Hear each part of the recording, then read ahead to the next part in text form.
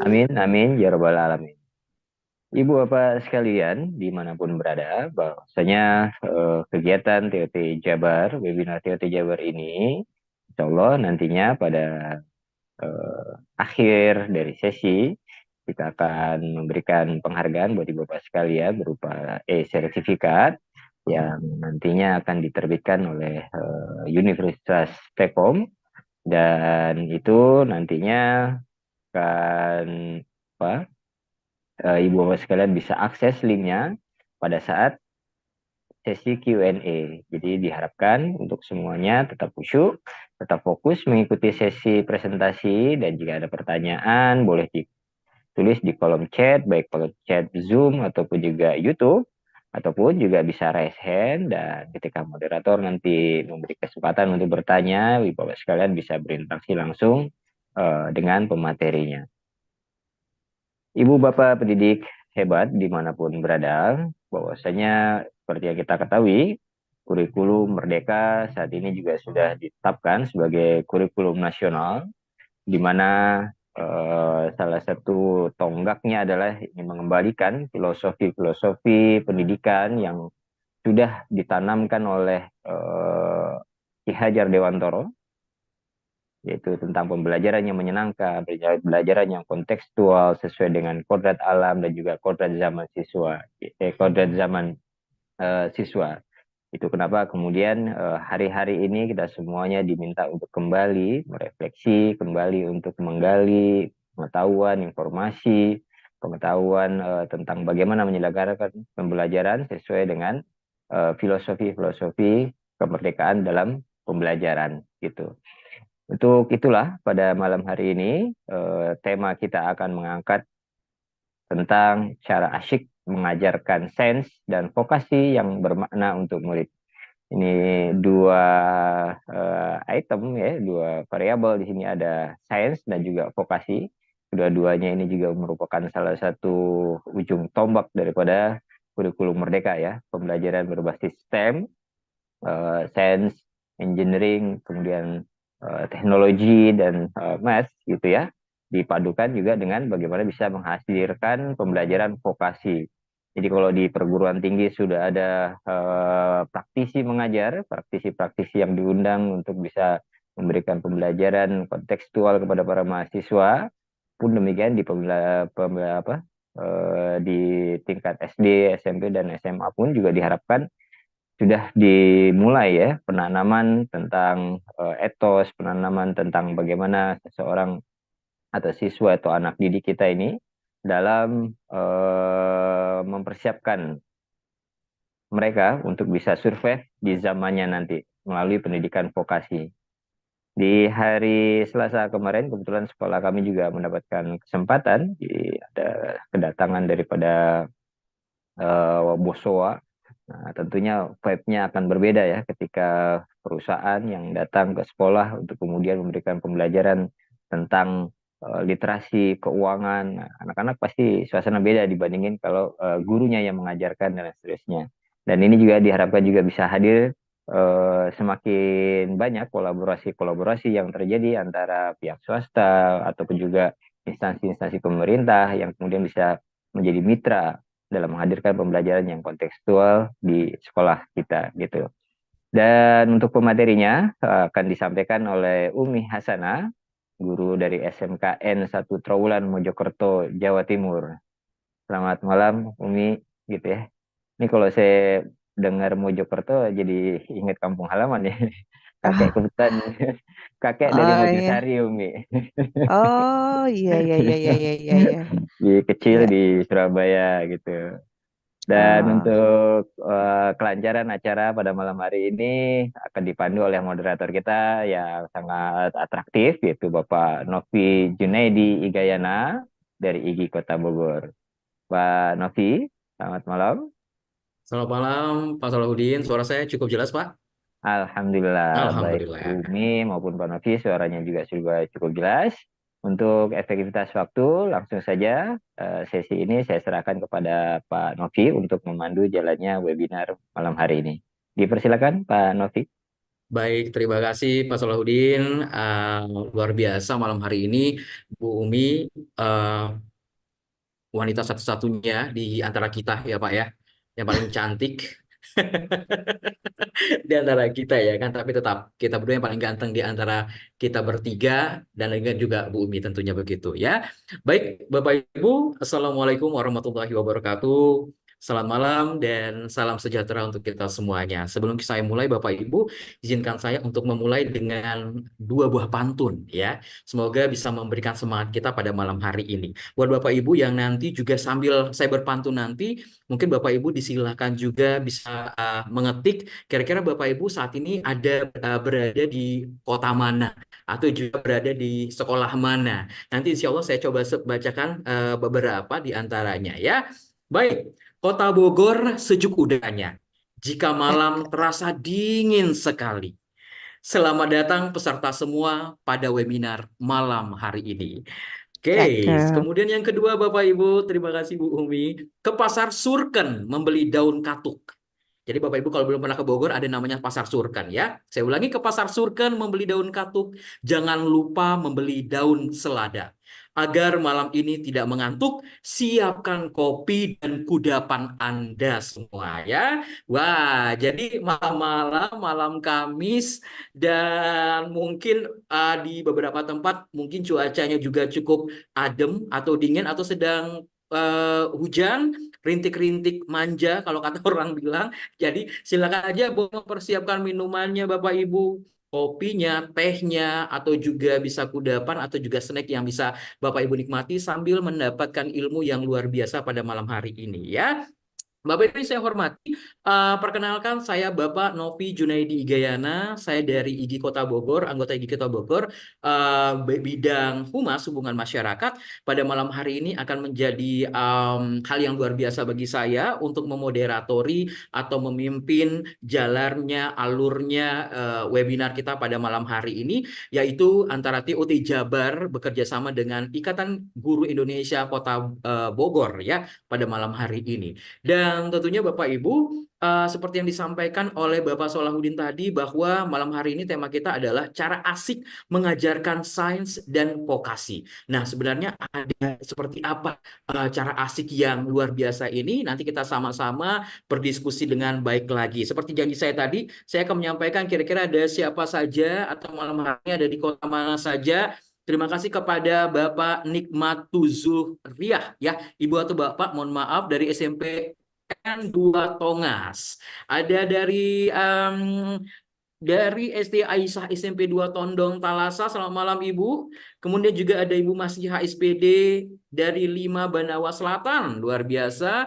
SD 071 Sukagali Bandung, terima kasih Bapak Ibu yang sudah komentar di sini. Selamat malam tentunya Bapak Ibu bukan saja di dalam Zoom kita malam hari ini, tetapi juga ada Bapak Ibu guru hebat atau teman-teman yang luar biasa yang saat ini sedang live streaming di YouTube TOT Jabar. Selamat malam juga tentunya ya. Bapak Ibu, sebelum kita mulai, saya ingin panggil dulu mungkin ya pembicara kita malam hari ini yang luar biasa. Saya coba sapa dulu.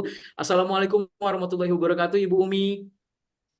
Waalaikumsalam warahmatullahi wabarakatuh. Baik, gimana kabarnya Ibu? Alhamdulillah baik, Pak Novi. Alhamdulillah. Berarti Sehat. sekarang, Alhamdulillah. Berarti posisinya sekarang di Mojokerto ya, Bu ya? Iya, betul. Betul. Gimana malam hari ini di sana, Bu? Hujan atau cuacanya cukup cerah? Cerah sih, Pak. Di sini aman. Cerah. Iya, Masya Allah, amin, alhamdulillah, luar biasa. Kondisi saya sekarang sedang sedikit-sedikit mendung gerimis, ya, Ibu. Pak ya. Mendung, ya. Baik, Ibu sebelum dimulai saya minta izin untuk memperkenalkan terlebih dahulu, membacakan CV yang sangat luar biasa. Saya coba lihat, saya baca di sini, Ibu. Saya mohon izin. Pembicara kita malam hari ini, Bapak Ibu semua memiliki nama yang sangat luar biasa dan patut kita junjung tinggi. Nah, kenapa? Nah, ya kan? Karena karena istilahnya adalah namanya Umi. Nah, Umi itu dari bahasa Arab, jadi artinya kalau kita Indonesia kan adalah ibu. Ya, jadi itu sosok hal yang kita harus junjung tinggi bersama Ibu Umi Hasanah secara lengkapnya Ibu ya. Dan Ibu Umi Hasanah ini sendiri merupakan agriculture teachers yang memiliki berbagai pengalaman luar biasa. Di antaranya Bapak Ibu, beliau menjadi narasumber berbagi praktik bagi Angkatan 3 Kemdikbudristek. Kemudian juga menjadi berbagai narasumber di webinar daerah maupun juga nasional. Dan juga beliau juga pendamping pendidikan penggerak Merdeka Belajar, menulis konten artikel, dan termasuk RPP Guru Berbagi. Selain itu, beliau juga ternyata berprestasi luar biasa, juara 1 OSN Guru, Olimpiade Sains Nasional Guru tingkat Kabupaten Mojokerto gitu ya Bu ya. Dan masih banyak lagi Bapak Ibu. Selain berpengalaman dan berprestasi, beliau juga aktif di berbagai bidang organisasi, diantaranya Badan Pengurus MGMPI PAS, Kabupaten Kota Mojokerto, dan juga Provinsi Jawa Timur. Kemudian penggerak KGBN Mojokerto Raya. Nah, beliau ini merupakan sosok ibu yang luar biasa. Mengapa? Karena beliau menyelesaikan pendidikan untuk S1 pada pendidikan biologi Universitas Negeri Malang, Jawa Timur, dan Magister Manajemen Pendidikan Universitas Gresik, Jawa Timur. Nah, luar biasa sekali. Selamat malam buat Bapak Ibu yang sudah komentar di sini. Terima kasih dari Bogor, Kabupaten Bogor, kemudian juga ada dari Maluku Tengah. Selamat malam Bapak Ibu, selamat menikmati ilmu yang akan diberikan oleh Ibu Hasanah. Nah, sebelum saya serahkan kepada Ibu Umi Hasanah, Bapak Ibu perlu saya sampaikan bahwa ada beberapa sedikit aturan untuk webinar kita pada malam hari ini. Yang pertama, diharapkan Bapak Ibu semua dapat ikut dari awal sampai dengan akhir kegiatan kita pada malam hari ini. Kedua, berkaitan dengan link presensi, nanti akan dibagikan saat sesi tanya jawab. Jadi ketika Ibu Umi menjelaskan, harapannya kita bisa fokus dengan materi yang akan disampaikan oleh Ibu Umi. Jadi jangan khawatir, nanti dari tim atau dari panitia akan mengirimkan link, baik itu di kolom komentar YouTube maupun juga di link Zoom kita pada malam hari ini ya. Atau buat Bapak Ibu semua yang ingin memiliki pertanyaan juga ketika Ibu Umi nanti menjelaskan, Bapak Ibu boleh langsung mengetik ya di kolom komentar pertanyaannya, nanti kami atau saya akan bacakan saat sesi tanya jawab. Atau juga di kolom YouTube juga boleh, Bapak Ibu di YouTube bisa, nanti tim kami akan mengirimkan dan saya akan bacakan. Atau buat Bapak Ibu yang ingin langsung interaksi langsung dengan Ibu Umi Ahsanah, bisa nanti di sesi tanya jawab bisa langsung raise hand dan nanti dari tim kami akan unmute Bapak Ibu semua. Wih, saya rasa saya terlalu banyak bicara. Semoga karena untuk kesepakatan kita bersama ya. Baik Ibu Umi, langsung saja saya serahkan kepada Ibu Umi malam hari ini. Semoga bisa berjalan lancar semuanya. Silakan kepada Ibu Umi. Terima kasih Pak Novi atas waktunya, teman-teman semua. Mohon izin, saya di sini berbagi kepada teman-teman semuanya sebelumnya. Assalamualaikum warahmatullahi wabarakatuh. Ya, Bapak Ibu sekalian yang berbahagia, yang kami hormati, Bapak Novi selaku moderator, Bapak Salahuddin selaku host ya, yang di sini semuanya udah tertata rapi, saya disambut dengan ramah seperti itu ya. Jadi mudah-mudahan apa yang saya bagikan nanti akan seramah Bapak-Bapak yang mengapit saya seperti itu. Coba saya sapa terlebih dahulu ya, Pak Novi ya, mohon izin. Silakan Ibu. Di sini ada Pak Rusli loh, ada Pak Rusli, ada Bu Maisyatul Hanik ya dari SMAS Unggulan Puri. Kemudian Pak Novi kayaknya tahu nih kalau Puri ya Pak ya, Iya, iya betul Ibu. tetangga ya. Di sini ada Bu Bibi Hairini, kemudian tadi sudah dibacakan oleh Pak Novi juga. Salam sehat, salam sejahtera untuk kita semuanya pada malam hari ini. Saya sangat bahagia sekali nih bisa bertemu dari teman-teman dari Sabang sampai Merauke, dari teman-teman bukan hanya di jenjang SMA, SMK kayaknya, tapi juga nanti materi yang saya sampaikan akan juga relevan untuk teman-teman yang berada mulai dari jenjang PAUD sampai dengan SMA SMK seperti itu Pak Novi. Sebelum saya memulai presentasi, boleh ya Pak saya membalas pantun Pak Novi ya? Asik, boleh Ibu. Iya. Malam-malam begoreng terasi. Saat Cakep. makan jangan berisik. Saya di Cakep. sini akan berbagi, semoga bisa seru dan asik. Amin, Iya, cakep. iya. Eh, Baik Pak Novi, hari ini saya akan berbagi praktik baik saya terkait dengan awalnya itu saya bingung Pak Novi. Awalnya saya bingung dengan saya saat itu mutasi dari SMP ke SMK. Wah, ini ada Pak Salim dari Pacitan, tapi ada di Madura ya Pak Salim ya. Selamat datang Pak Salim. Jadi peralihan atau adaptasi seorang guru itu nggak mudah loh, gitu ya. Jadi ketika kita itu menerima tugas untuk berada pada jenjang yang berbeda, kadangkala menjadi problematika atau dilematis bagi kita sebagai ASN. Di sisi lain, di sisi lain kita juga ingin profesional, tapi di sisi lain kita memiliki tantangan yang besar gitu ya. Kita mau belajar di mana nih gitu ya.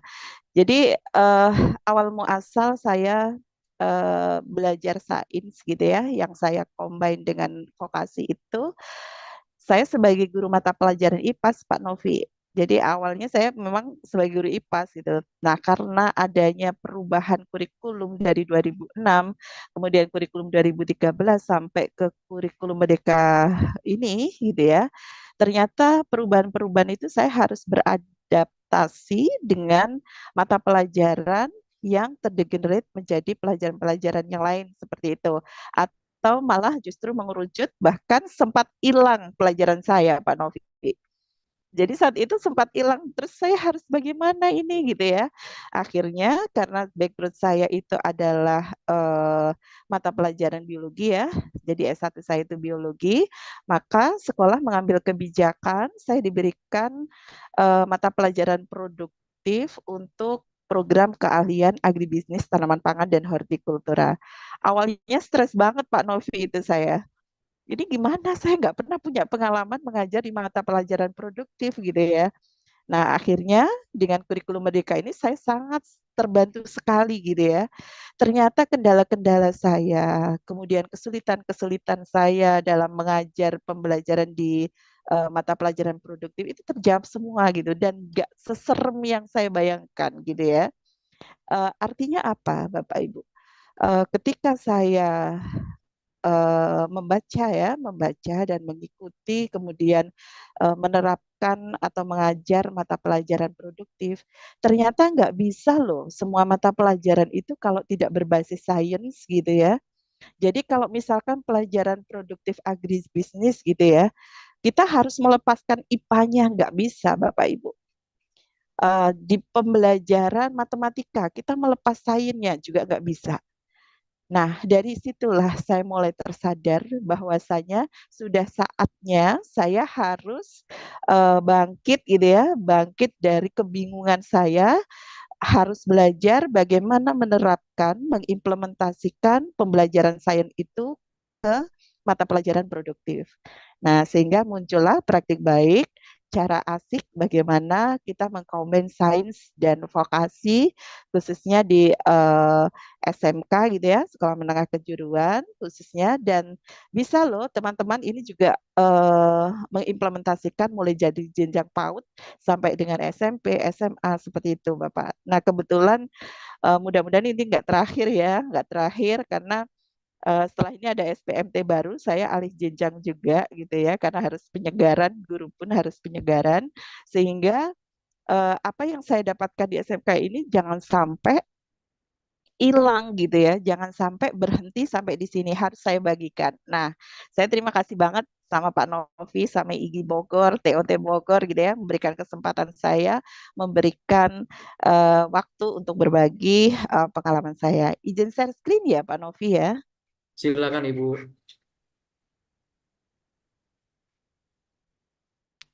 Apakah sudah terlihat Pak Novi? Belum Ibu. Nih sekarang udah Ibu. Sudah ya. Sudah, ya. Baik. Oke. Jadi Bapak Ibu, eh, cara asik mengajarkan sains dan vokasi yang bermakna untuk murid. Sebetulnya yang saya sampaikan nanti, Bapak Ibu sudah memiliki basic-basicnya dan mungkin juga sudah sering mengikuti atau mendengar gitu ya apa yang saya sampaikan, tetapi bisa jadi Bapak Ibu belum pernah mengkombinasikan antara bagaimana mengajarkan sains di mata pelajaran produktif atau mata pelajaran lainnya, seperti itu. Nah,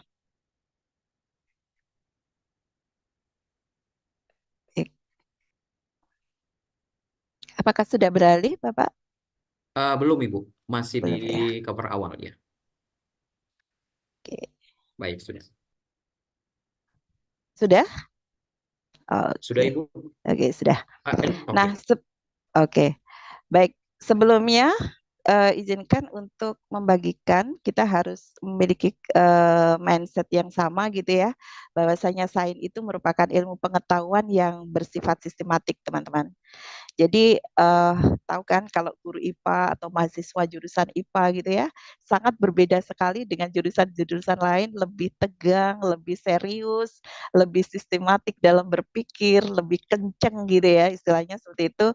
Dan kita terbiasa menggunakan metode ilmiah untuk mempelajari alam semesta. Nah, beda cerita nih dengan vokasi. Jadi vokasi kalau lihat guru-guru vokasi gitu ya, wow, ini beda banget. Ini sepertinya lebih ke teknis, lebih ke lapangan gitu ya.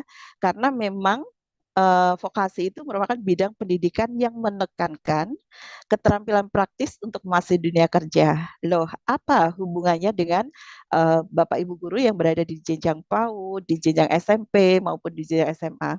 Apa ada hubungannya dengan keterampilan praktis untuk masuk dunia kerja?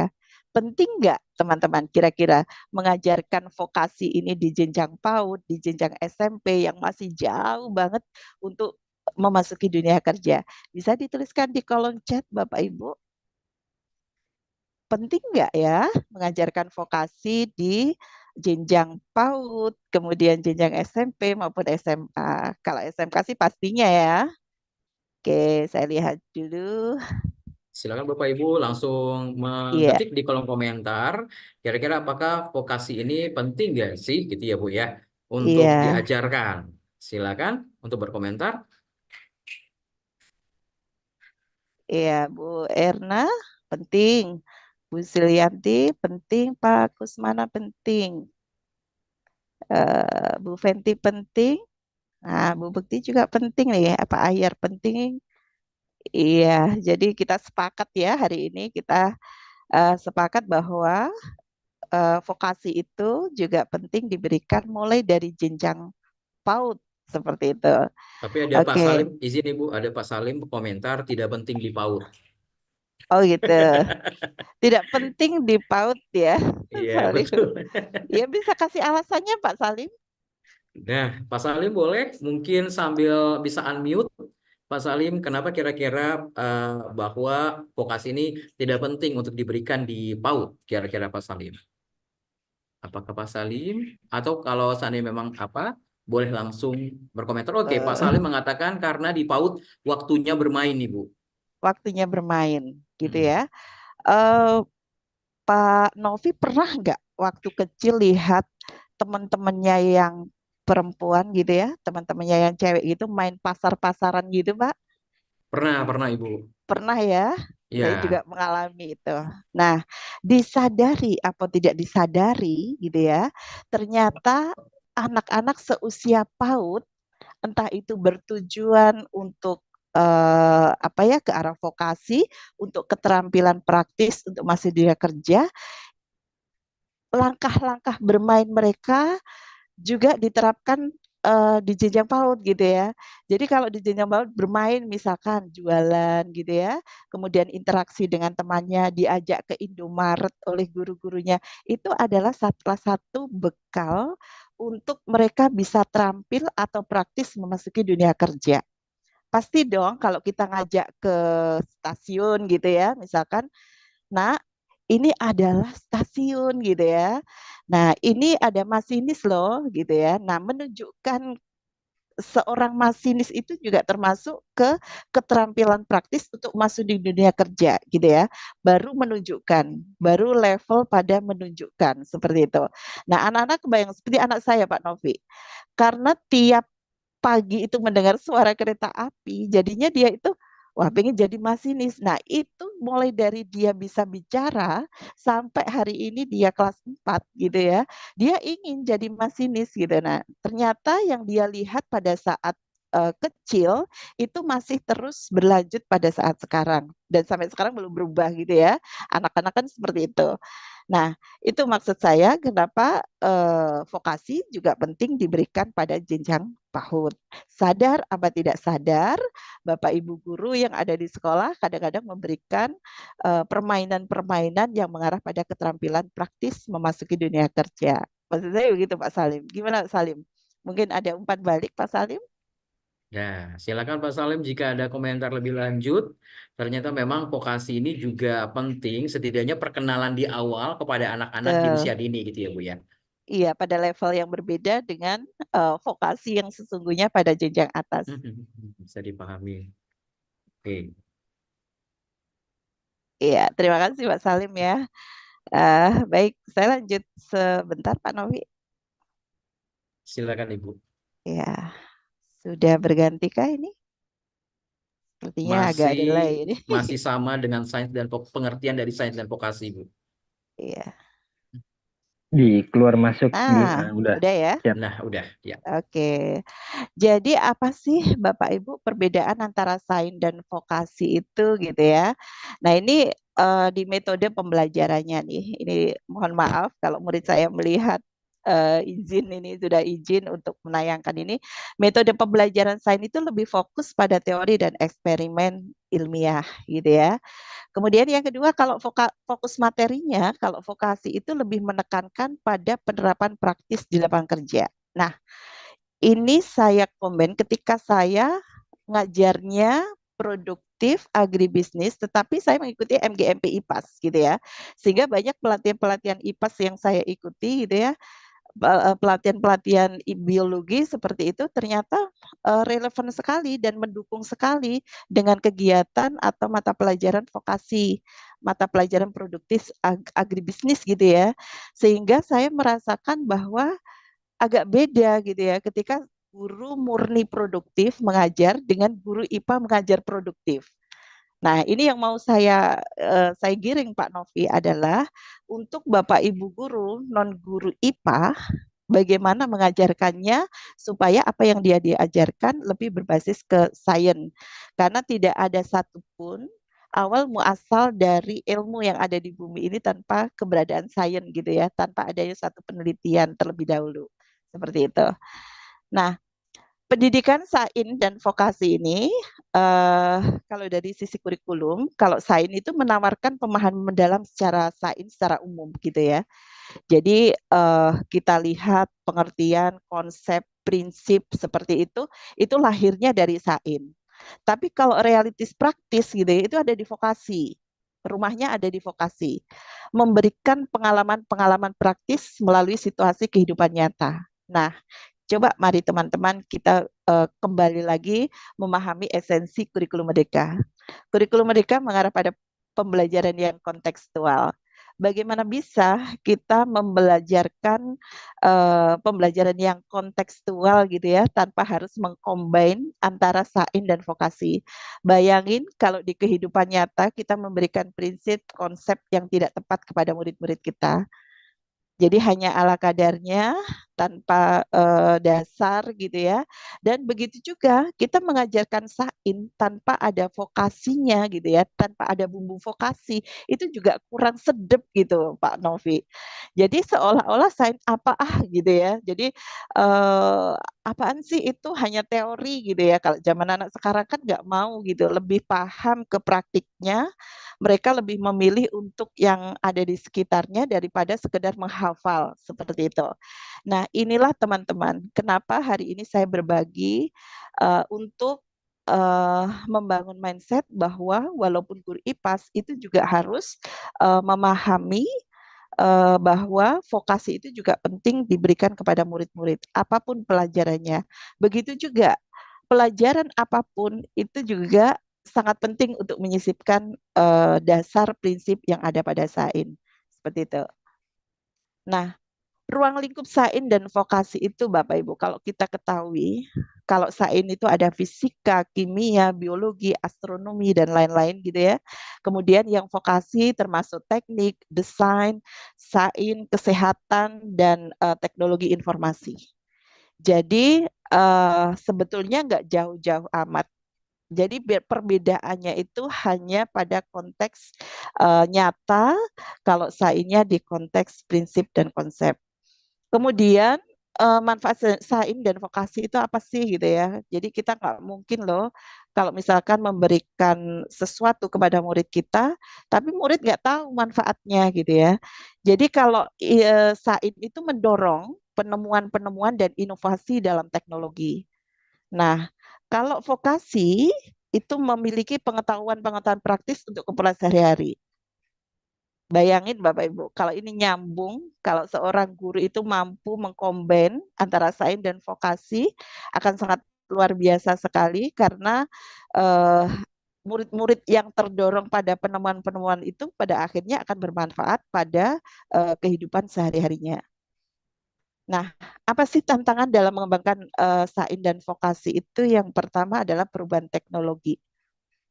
Jadi tantangan untuk selalu beradaptasi dengan perkembangan teknologi. Anak-anak sekarang Bapak Ibu, ketika saya ajarkan menanam dengan konteks yang apa ya istilahnya otodidak tradisional gitu yang biasa-biasa dilakukan petani gitu. Mungkin anak-anak akan terus bertanya gitu, Bu, pengennya kita seperti yang ada di Korea itu, Bu. Jadi nyiram nggak usah pakai kayak gini gitu ya. Jadi nyiram ya udah pakai digitalisasi, otomatisasi seperti itu.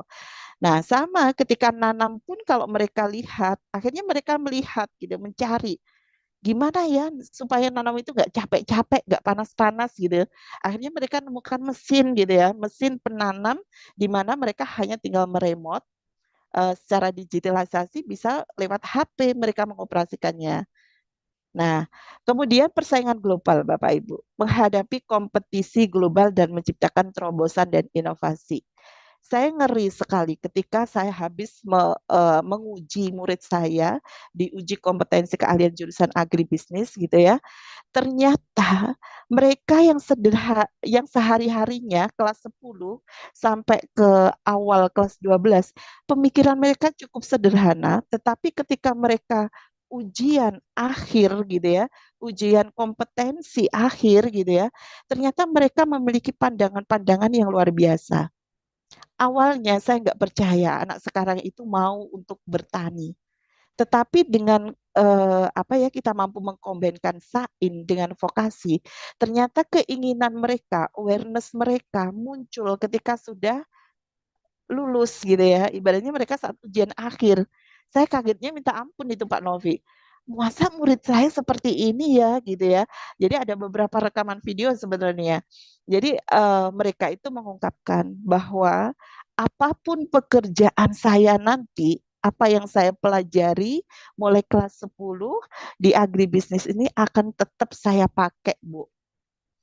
Karena orang nggak akan pernah berhenti makan gitu ya, tidak akan berhenti untuk apa ya, kalau misalkan semuanya naik gitu ya, misalkan beras naik, cabai naik, saya lo bisa beradaptasi terhadap itu gitu ya. Ada yang ingin melanjutkan usaha bapaknya seperti itu. Nah, inilah Bapak Ibu, persaingan-persaingan kompetisi-kompetisi global itulah yang menyebabkan anak-anak didik di jurusan kami gitu ya karena terbiasa melakukan vokasi apa pembelajaran yang berbasis vokasi, mereka mampu memiliki awareness untuk bisa survive terhadap kompetisi global dan mereka berusaha menciptakan terobosan-terobosan dan inovasi-inovasi seperti itu. Nah, jika sudah demikian, Bapak Ibu, apa yang harus guru lakukan? Nah, ini konteks kita sebagai guru nih, Pak Novi, gitu ya. Nggak jauh-jauh dari yang namanya perencanaan. Karena tanpa perencanaan, semuanya akan gagal. Berarti kalau kita tidak melakukan perencanaan, berarti kita merencanakan kegagalan. Seperti itu. Nah, yang sudah pernah saya yakin Bapak Ibu sudah pernah mempelajari ini. Mari kita bereksplorasi sebentar. Bapak Ibu bisa berdiskusi sambil berdiskusi di kolom chat, atau kalau diizinkan oleh Pak Novi bisa raise hand gitu ya. Nah, ketika kita menghadapi tantangan seperti itu Bapak Ibu, apa yang dilakukan oleh seorang guru? Yang pertama adalah mensinkronisasi capaian pembelajaran proyek IPAS dengan mata pelajaran dasar-dasar program keahlian. Kalau di SMK, mata pelajaran IPAS ini ada di kelas 10 di fase E. Nah, sehingga sinkronnya pada mata pelajaran dasar-dasar program keahlian. Bagaimana nih kalau misalkan bukan Bapak Ibu bukan pengajar dari mata pelajaran dasar-dasar program keahlian atau bukan guru produktif, katakanlah guru SMP. Berarti kalau Bapak Ibu mengajar di seni budaya, sinkronkan capaian pembelajaran proyek IPAS itu dengan pelajaran seni budaya. Bisa loh seni budaya itu menjadi kegiatan-kegiatan yang vokasional. Nah, kemudian yang kedua, setelah kita mensinkronkan, tentu ini akan ada penyusunan ATP, penyusunan TP, seperti itu, baru merancang asesmennya. Dan yang ketiga adalah karena ini ada kurikulum merdeka berbasis inquiry gitu ya, merancang project based learning-nya dan juga pembelajaran berdiferensiasi. Jadi kalau vokasional nggak jauh-jauh dari merancang project based learning maupun pembelajaran berdiferensiasi. Nah, gimana sih Bapak Ibu sinkronisasi itu bisa dilakukan gitu ya? Nah, saya pernah menguji coba pada tiga mata pelajaran sekaligus. Jadi, karena di sekolah saya itu ada ada program keahlian permesinan dan fabrikasi logam gitu ya, dan satunya agribisnis tanah pangan, itu saya combine gitu ya. Jadi mengidentifikasi seluruh elemen dan capaian pembelajaran pada mata pelajaran dasar-dasar program keahlian. Susah Bu gitu ya, males Bu lihat elemen udah pusing dengan perangkat mengajar gitu ya. Nanti akan saya kasih tipsnya di kolom bawahnya, nanti ada eh, tool yang bisa membantu Bapak Ibu. Kemudian mencermati konten atau muatan materi serta tujuan pembelajaran yang telah dirumuskan pada mapel dasar-dasar program keahlian. Nah, ini kalau misalkan Bapak Ibu mengajar seni budaya, diganti aja dengan seni budaya gitu ya. Kemudian yang ketiga, mengidentifikasi aspek mapel proyek IPAS yang sesuai untuk dapat menjadi tema atau topik proyek IPAS. Dan yang keempat, menetapkan aspek dan lingkup yang sesuai dengan tema atau topik proyek. Nah, jadi ini Bapak Ibu, ada 4 hal yang bisa kita lakukan pada saat sinkronisasi capaian pembelajaran. Nah, kemudian setelah kita mensinkronkan, kita melakukan perumusan tujuan pembelajaran dan ATP pembelajaran proyek IPAS-nya. Jadi kalau yang awal tadi adalah di mapel produktifnya atau mapel non IPAS-nya. Nah, sekarang disesuaikan dengan aspek dan konten materi pada pembelajaran proyek IPAS-nya. Sinkron sesuai dengan mata pelajaran dasar program keahlian pada topik atau tema IPAS yang telah ditetapkan, mengacu pada capaian pembelajaran. Jadi mata pelajaran proyek IPAS selanjutnya akan diurai menjadi tujuan pembelajaran yang lebih operasional dan konkret yang dicapai satu persatu oleh pendidik. Nah, setelah itu baru merumuskan tujuan pembelajaran. Jadi memang ada 2 kali step ya Bapak Ibu, karena ada 2 mata pelajaran yang mau kita sinkronkan. Gitu. Nah, ini saya yakin Bapak Ibu sudah paham ya bagaimana merumuskan tujuan pembelajaran dan ATP pembelajaran. Nah, ini dia bagaimana ide proyek itu bisa muncul gitu ya ketika Bapak Ibu pengajar IPAS atau pengajar mata pelajaran produktif. Ini adalah elemen CP, capaian pembelajaran mapel dasar program keahliannya, atau kalau di SMP, di SD ini mapel non IPAS. Kemudian di sini aspek mapel proyek IPAS. Nah, ini baru kita pilih tema atau topik proyeknya yang cocok apa nih gitu ya. Jadi ide proyek itu bisa terkait lebih dari 1 elemen Bapak Ibu. Jadi bisa lebih dari satu elemen mapel dasar Prokli. Jadi misalnya gini nih Bapak Ibu, misalnya elemennya di penanaman gitu ya, penanaman. Nah, penanaman dan pemanenan gitu. Ada dua elemen pada mapel dasar Prokli gitu ya. Nah, itu kita jadikan satu, kemudian akan muncul tema atau topik proyek yang kita sesuaikan dengan aspek mapel proyek IPAS-nya gitu ya.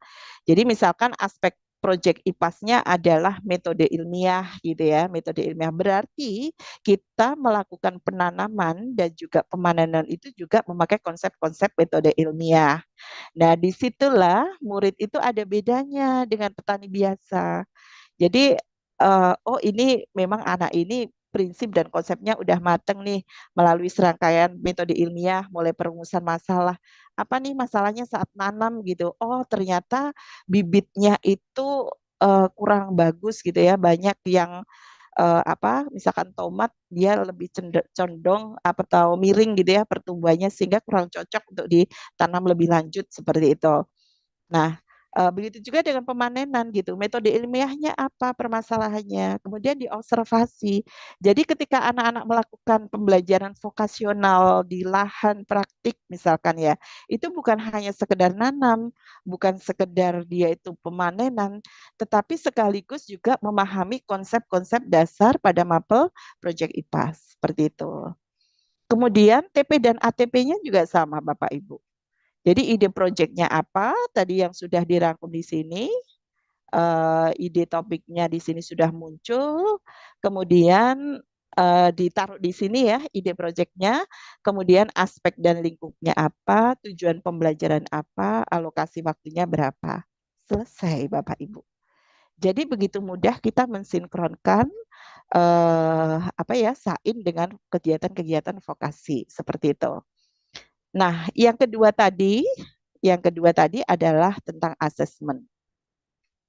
Rencanakan asesmen dengan matang di awal.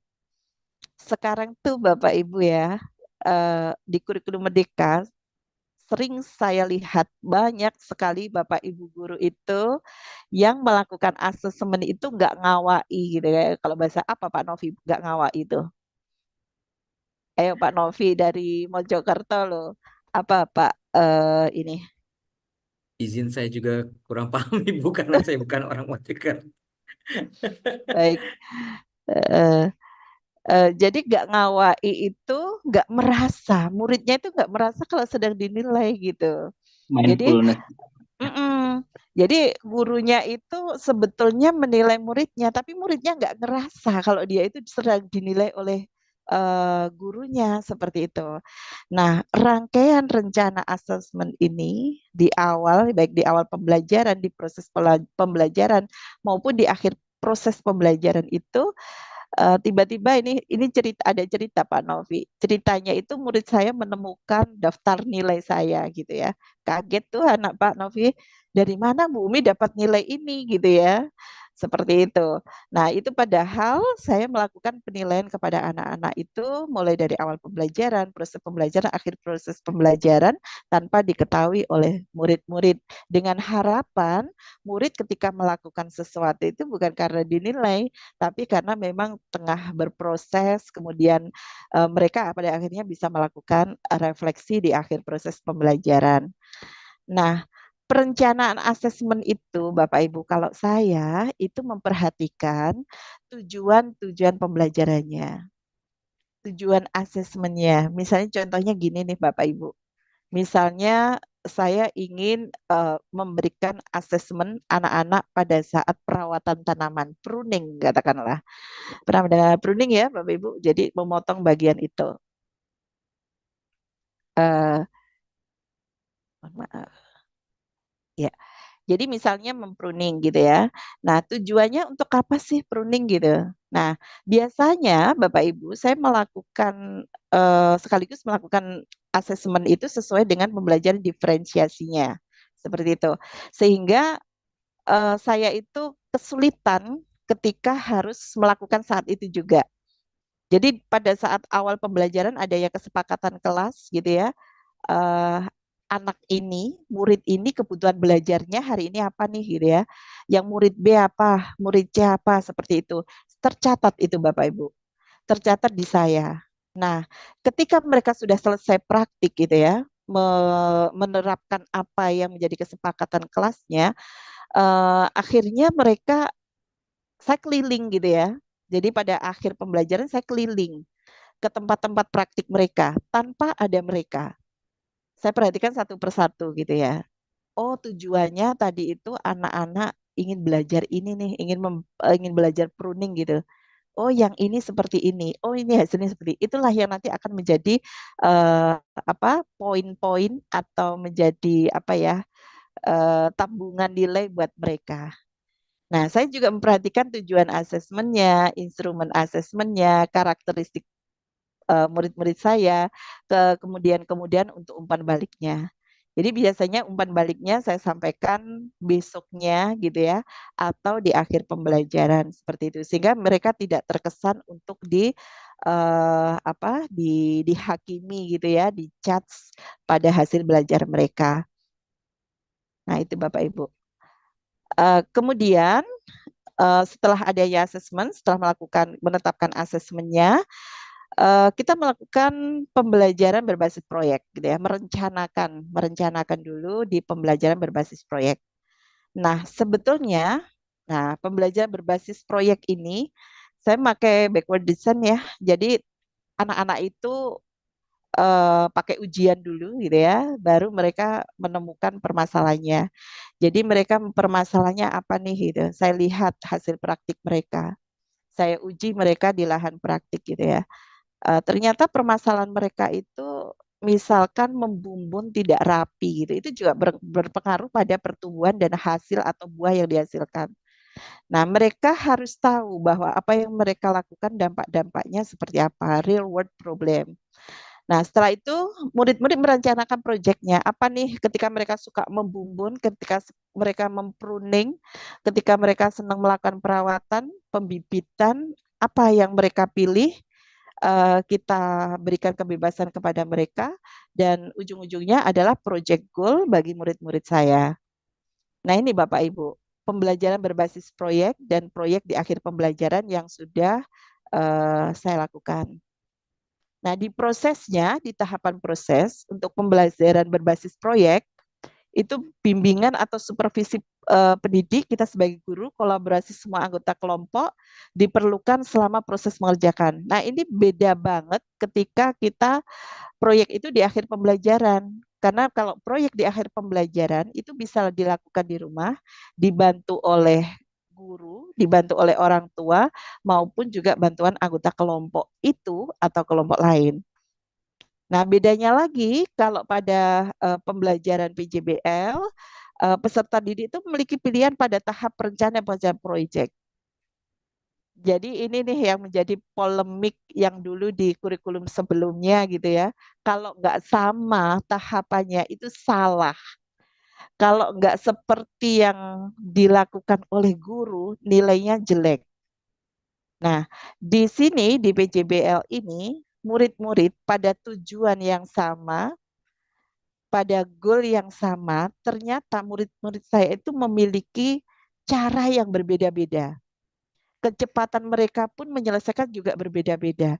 Kesenangan dan kebutuhan mereka menyelesaikan juga berbeda-beda. Ada anak-anak itu yang menyelesaikan dengan cara berkelompok. Ada yang hanya berdua, ada yang hanya satu. Itu kalau dilihat dari komunitas mereka. Tetapi kalau dari proses pengerjaannya, murid-murid itu ada yang misalnya pruning senang menggunakan gunting biasa. Ada yang merasa nyaman dengan gunting pemotong khusus tanaman. Ada yang nyaman pakai yang namanya misalkan pisau seperti itu. Nah, apakah saya membatasi untuk itu? Tidak, Bapak Ibu. Memang secara SOP itu memang harus pakai gunting potong itu ya, gunting taman, tetapi mereka ternyata lebih familiar karena sehari-harinya megangnya itu gunting biasa. Ketika memegang gunting taman, mereka menjadi kaku. Nah, itulah fungsi guru sebagai fasilitator, nggak boleh maksa gitu ya. Nggak boleh maksa, kamu harus pakai gunting ini gitu ya. Nah, itu Bapak Ibu. Nah, kalau di proyek di akhir pembelajaran, peserta didik itu tidak memiliki banyak peluang untuk membuat pilihan pada setiap detail proyek. Kalau boleh saya bilang, tahapannya ada 3, lakukan 3. Kalau tahapannya 4, ya lakukan dengan cara 4 itu, gitu ya. Sehingga anak-anak itu kurang bebas untuk bereksplorasi. Karena selama proses, ternyata anak-anak itu ketika menemukan masalah, itu menjadi inovasi, menjadi ide bagi anak-anak itu untuk menyelesaikan masalah itu. Nah, ketika sudah detail proyeknya itu sudah ditentukan, anak-anak sudah nggak memiliki kreativitas, sudah nggak memiliki ide mereka sudah dimatikan dengan tahapan yang pakem seperti itu. Nah, kemudian pembelajaran berbasis proyek didasarkan pada pertanyaan-pertanyaan esensial dari gurunya. Nah, sedangkan di akhir, proyek di akhir didasarkan pada instruksi gurunya seperti itu. Mana Bapak Ibu yang relevan? Yang pertanyaan esensial ataukah sekedar instruksi itu ya. Nah, kemudian yang PJBL proyek dikerjakan melalui proses inquiry mandiri. Kalau yang di akhir pembelajaran dikerjakan tanpa proses inquiry. Nah, kemudian nanti kita akan bahas nih, nanti di kesimpulannya ada nanti ya, bagaimana tips G2-nya itu ada di akhir slide gitu ya. Di akhir slide itu serangkaian apa yang sudah yang saya bagikan nanti akan tersimpulkan. Kemudian dari hasilnya, Bapak Ibu, hasil proyek itu jawaban terhadap pertanyaan esensial gitu ya. Jadi kalau kita sudah melakukan pertanyaan esensial di awal, maka hasil proyeknya itu bisa ngejawab tentang pertanyaan esensial. Nah, kalau proyek di akhir pembelajaran, hasil proyeknya itu adalah praktik pengetahuan peserta didik. Bisa-bisa juga hanya googling ujung-ujungnya gitu ya. Itu kalau proyek di akhir pembelajaran. Kemudian hasil proyek diuji atau disajikan ke publik internal dan ekstra kelas, tapi kalau yang proyek akhir pembelajaran, hasil proyek dikumpulkan kepada gurunya untuk dinilai. Nah, kemudian yang terakhir, PJBL, penilaian hasil proyek, itu didasarkan pada rubrik yang telah disiapkan pendidik atau dibuat spesifik untuk proyek.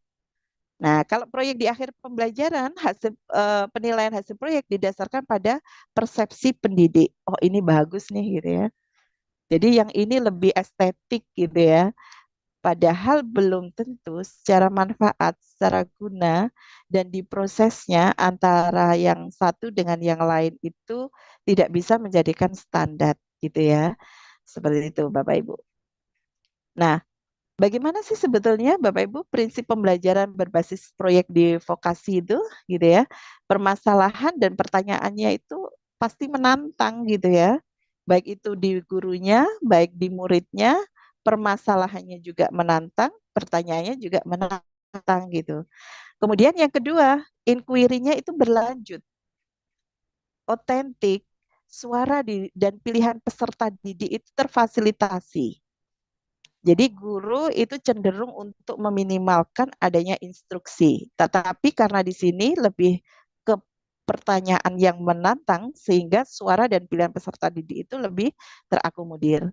Kemudian di situ juga ada refleksi, ada kritik dan revisi, kemudian ada produk yang dipublikasikan. Nah, Bapak Ibu udah tahu nih yang guru IPA tahapan PJBL, menentukan pertanyaan mendasar terlebih dahulu, kemudian menyusun perencanaan proyek, menyusun jadwalnya, memantau peserta didik dan kemajuan proyek, penilaian hasil dan evaluasi pengalaman seperti itu. Nah, kita masuk ke pembelajaran terdiferensiasi nih Bapak Ibu. Jadi pembelajaran terdiferensiasi atau berdiferensiasi itu usaha untuk menyelesaikan proses pembelajaran di kelas untuk memenuhi kebutuhan belajar individu setiap peserta didik. Ini adalah cara asik, cara paling asik ketika kita belajar di vokasi gitu. Jadi tanpa kita berusaha memenuhi kebutuhan belajar individu setiap peserta didik, anak-anak zaman now, Bapak Ibu, dia akan berontak. Dari wajahnya udah kelihatan dia itu musuh dengan kita gitu, bermusuhan dengan kita karena menolak instruksi dari kita. Dia nggak butuh belajar itu gitu ya. Atau dia sudah bisa. Ini adalah contoh tadi siang Bapak Ibu. Ketika saya minta anak-anak untuk melakukan refleksi gitu ya. Karena ini sudah akhir semester ya, minggu depan udah penilaian akhir jenjang gitu. Anak-anak saya suruh untuk melakukan refleksi mulai dari awal sampai dengan akhir. Mulai dari perencanaan sampai dengan pasca panen gitu ya. Ternyata saya memberikan kebebasan anak-anak tidak harus mempresentasikan apa yang ada di sekolah. Apa yang dilakukan di sekolah tidak menjadi acuan. Karena saya tahu Bapak Ibu, mereka belajarnya itu lebih apa ya, lebih bermakna di mana gitu. Jadi komoditas-komoditas apa, pilihan komoditas mereka itulah yang membuat mereka itu menjadi passion untuk dipresentasikan. Jadi kebetulan kami di sekolah belum waktunya menanam melon gitu ya.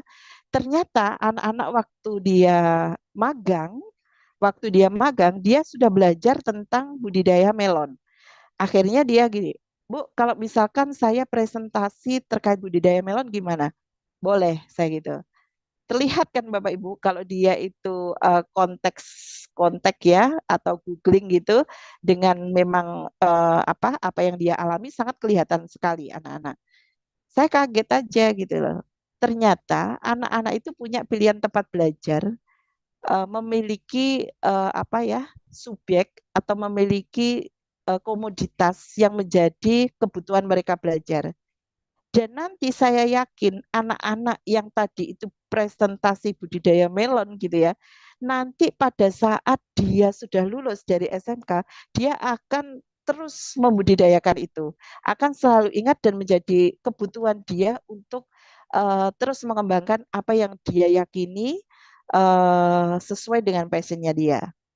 Nah, itulah Bapak Ibu harunya ketika kami harus mengkombin antara sains dan vokasi. Nah, pada pembelajaran diferensiasi, siswa-siswi kami itu memiliki banyak pilihan untuk mengambil informasi, masuk akalnya ide-ide, dan mengekspresikan apa yang mereka pelajari. Dengan kata lain, kelas yang berbeda menyediakan jalan yang berbeda untuk memperoleh konten, untuk memproses atau memahami ide-ide, dan untuk mengembangkan produk sehingga setiap siswa itu dapat belajar efektif. Jangan batasi Bapak Ibu, anak di mana. Sebagai contoh, misalkan seni budaya. Oke lah, guru seni budaya. Oke anak-anak, silakan kalian keluar kelas. Gambar apa yang kamu lihat di sekitar sekolah kalian. Ada anak yang nyeletuk. Boleh nggak saya gambar candi, berimajinasi dengan candi yang ada di sebelah rumah saya? Karena kami memang berada di situs Majapahit ya, Bapak Ibu banyak sekali candi di sana sehingga anak-anak lebih terkesan dengan candi. Nah, artinya apa Bapak Ibu? Anak-anak ketika memiliki banyak pilihan, mengambil informasinya itu cepat gitu ya. Tetapi ketika kita membatasi, oh nggak boleh, kamu harus menggambar yang ada di sekitar sini gitu ya. Maka imajinasi dan masuk akal ide-idenya itu nggak nyampe ke anak-anak. Sehingga di pembelajaran berdiferensiasi ini, kalau di vokasional nggak harus selalu apa yang ada di sekolah. Tidak dibatasi oleh tembok, karena sesuai dengan ajaran Ki Hajar Dewantara, bahwa semua tempat itu adalah sekolah. Di rumah, di jalan, di tetangga gitu ya. Apalagi di sekolah, itu adalah semuanya sekolah.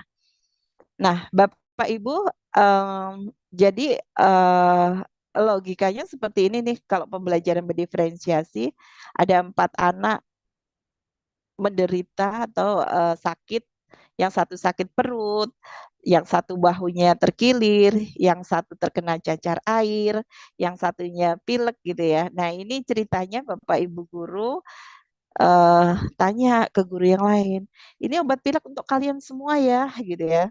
Jadi baik yang sakit perut, bahu terkilir, cacar air, yang sakit pilek, semua dikasih obat pilek. Nah, adil tidak selalu berarti semua mendapat hal yang sama. Nah, sehingga refleksinya adalah ternyata mengajar itu seperti dokter gitu ya. Jadi perlu memeriksa kondisi awal murid sehingga bisa memutuskan tindak lanjut yang tepat. Nah, tentu saja gitu ya, kita perlu menyesuaikan dengan tahap kemampuan anak. Contohnya, kita tidak bisa membuat anak berlari jika ia masih bayi atau jika ia belum lancar berjalan. Nah, itulah sebetulnya animasi dari proses pembelajaran berdiferensiasi itu muncul dari mudah kita pahami seperti ini, Bapak Ibu. Nah, ketika kita melakukan pembelajaran berdiferensiasi, sebetulnya ada beberapa pertanyaan yang harus kita refleksikan gitu ya. Yang pertama, apakah peserta didik itu selalu mengetahui tujuan akhir mereka dan bagaimana cara menuju ke sana gitu ya. Ini mau ke Monas ceritanya Bapak Ibu. Jadi murid kita ajak ke Monas. Nah, ketika mau mengajak ke Monas, murid kita itu tahu nggak tujuannya kita itu mau kemana? Terus kita mau naik apa ke sana gitu ya? Apa lewat Sumatera atau lewat Jawa Tengah kalau dari Jawa Timur ya? Nah, seperti itu. Nah, itu murid harus mengetahui tujuan akhir mereka. Kemudian yang kedua adalah apakah saya selalu mencari tahu dan mempertimbangkan kemampuan peserta didik saya. Apakah saya membekali mereka dengan strategi perjalanan gitu ya. Jadi ibaratnya mereka itu ketika di jalan memakai bus gitu ya, apakah mereka sudah eh, bagaimana sih strateginya ketika naik bus itu bisa lebih cepat lewat tol kah gitu ya? Ataukah kita nyarter gitu ya? Apakah kita itu bareng-bareng atau kita mau naik kendaraan secara umum atau naik pesawat atau naik sepeda gerobak gitu ya. Sekaligus kita juga memberikan bagaimana strategi-strategi atau supaya kita itu bisa selamat, bahagia ketika kita mengendarai kendaraan itu untuk mencapai tujuan tempat yang kita inginkan. Kemudian yang ketiga, apakah saya selalu mengikuti pergerakan perjalanan peserta didik saya untuk mencapai tujuan tersebut? Jangan-jangan nih Bapak Ibu, kadang-kadang ya murid-murid SMK itu, murid-murid saya itu ketika diperhatikan, ketika dikawal, dia nggak nyaman Bapak Ibu. Karena dia nggak bisa berdiskusi, nggak bisa rame istilahnya gitu ya. Nggak bisa rame dengan teman-temannya. Tapi ketika kita jarak jauh gitu ya, kita kan jarak kita amati dari jauh gitu ya, rame memang. Ada yang usil, ada yang seperti ini, tapi itu adalah warna-warna di mana murid-murid saya itu lebih enjoy ketika mereka mau ke Monas gitu ya. Kalau diam aja di dalam bis, mereka bisa jenuh. Mereka tidak bisa berdiskusi dengan teman-temannya. Tetapi kalau di dalam bis itu dia berinteraksi, bahagia, kemudian bisa diskusi dengan teman-temannya, maka dia akan apa ya, lebih lebih merasa bahwa perjalanannya itu dekat. Perjalanannya itu bikin bikin asik gitu ya. Nah, sama Bapak Ibu. Kadang-kadang di pembelajaran saya menerapkan pengamatan jarak jauh untuk melihat pergerakan perjalanan mereka. Ada bahkan ketika murid-murid kita, Bapak Ibu, eh, karena kita praktik gitu ya, praktik gitu karena vokasional, anak-anak itu tidur. Anak-anak itu tidur. Apakah saya marah kepada mereka? Tidak, Bapak Ibu. Saya tahu mereka butuh tidur saat itu. Barang 5 menit, 10 menit, 15 menit untuk memulihkan energi mereka sehingga mereka bisa untuk praktik kembali. Nah, tapi ada juga ketika waktunya praktik gitu ya, waktunya praktik, mereka justru bermain HP. Apakah saya marah? Tidak, Bapak Ibu. Jadi justru mereka itu ketika membuka handphone dengan permasalahan mereka itu kadang solutif gitu ya. Tadi kita diskusi dengan murid-murid saya gitu. Nah, kamu kalau misalnya mendapatkan kesulitan punya kendaraan sepeda motor, apa yang kamu lakukan gitu? Iya Bu, saya googling kenapa remnya itu berbunyi cicit cicit gitu ya. Seperti itu. Apakah solutif dengan cara itu? Iya Bu, solutif. Kamu paham walaupun kamu bukan ahli. Iya Bu, paham. Sama Bapak Ibu. Ketika mereka punya kendala praktik, salah satu fungsi dari guru sebagai fasilitator adalah mengizinkan mereka untuk mencari solusi lewat handphone mereka. Nah, karena kita menyadari bahwa yang kita ajar adalah Gen Z ya, Gen Z seperti itu. Dan rata-rata anak-anak memecahkan kesulitan itu lewat googling seperti itu. Nah, kemudian yang keempat, bagaimana saya membantu peserta didik saya bisa mencapai tujuan dengan selamat dan punya pengalaman belajar yang berkesan seperti itu. Nah, misalnya nih Bapak Ibu, waktu kita praktik gitu ya, oh momennya itu harus dapat saat itu. Sehingga akan muncul awareness. Kalau sudah muncul awareness mereka, maka itu akan sustain. Nantinya mereka setelah lulus pingin kangen untuk bisa menerapkan atau mengimplementasikan dalam kehidupan mereka seperti itu. Nah, ini Bapak Ibu, dari apa yang saya sampaikan tadi, kita bisa melihat bahwa ciri-ciri pembelajaran berdiferensiasi, yang pertama berpusat pada peserta didik, bersifat proaktif ya, lebih menekankan kualitas daripada kuantitas, berakar pada asesmen, menggunakan pembelajaran yang bervariasi, ada pendekatan konten, proses, dan produk serta lingkungan belajar, merupakan campuran dari pembelajaran individu klasikal bersifat dinamis atau hidup. Asiknya di situ Bapak Ibu, ketika kita menerapkan pembelajaran berdiferensiasi. Agak aneh sedikit sih, agak mengganggu lingkungan karena mereka itu dalam tanda kutip sepertinya ini gurunya ngajar enggak ya gitu, seperti itu Bapak Ibu. Nah, yang paling penting Bapak Ibu, bagaimana sih kita menarik minat murid gitu ya? Menarik minat murid supaya anak-anak itu punya greget sendiri ketika sudah menetapkan tujuan pembelajaran bareng. Jadi caranya dengan menciptakan situasi pembelajaran yang menarik perhatian murid, misalnya dengan humor, menciptakan kejutan-kejutan, wawasan yang kita miliki itu kita sampaikan sehingga murid-murid cuma bisa bilang oh gitu ya. Kemudian menciptakan teks pembelajaran yang dikaitkan dengan minat individu murid, bisa Bapak Ibu mengkomunikasikan nilai manfaat dari apa yang dipelajari. Ini paling suka murid-murid. Ketika mereka tahu manfaatnya, jangka panjangnya apa untuk mereka, apalagi kalau di vokasional itu lebih cenderung ke entrepreneur ya, lebih ke entrepreneur. Kalau dihubungkan dengan entrepreneur, mereka akan bersemangat.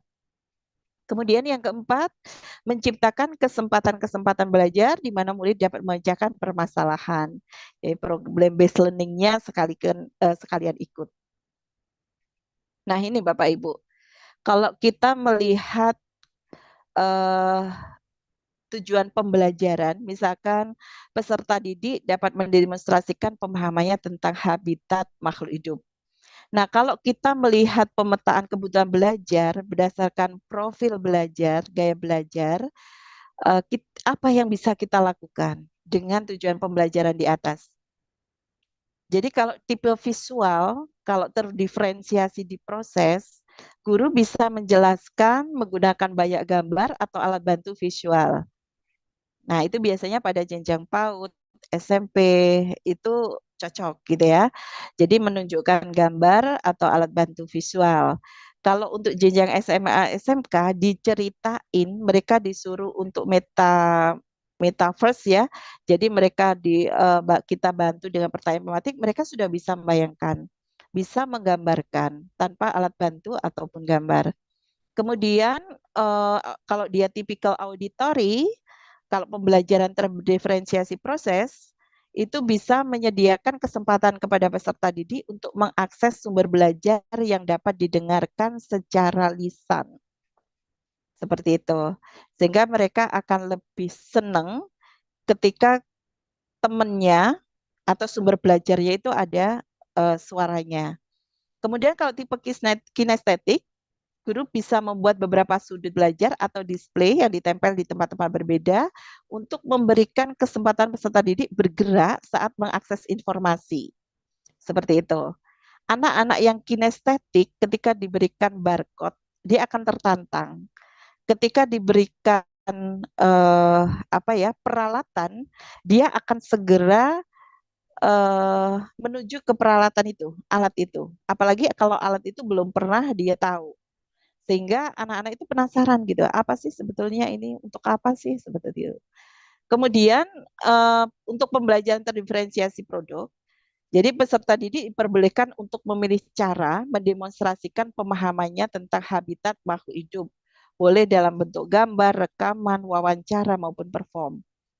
Jadi ini lebih asik lagi ketika nanti ada proses refleksi di akhir pembelajaran atau di akhir jenjang gitu ya, sebagai bentuk refleksi satu semester gitu ya, mulai dari awal Januari sampai dengan Juni, mohon maaf, Mei, seperti itu anak-anak akan lebih lebih wow gitu ya untuk melakukan refleksi. Nah, bagaimana sih Bapak Ibu peran guru di kelas diferensiasi itu? Nah, ini sampai saya itu Bapak Ibu di greenhouse itu ada beberapa tanaman gitu ya. Ada semangka ada, melon ada, kangkung ada, cabai ada. Jadi untuk apa? Untuk memfasilitasi murid belajar sesuai dengan minat mereka. Nah, ini gambar ketika mereka mempraktikkan hasil dari panen mereka yang lebih sustain untuk kedepannya. Jadi peran guru itu mengasesmen ya, mengasesmen kesiapan siswa dengan berbagai cara, membaca karakter, minat dan gaya belajar siswa, menciptakan berbagai cara sehingga dapat mengumpulkan informasi dan ide.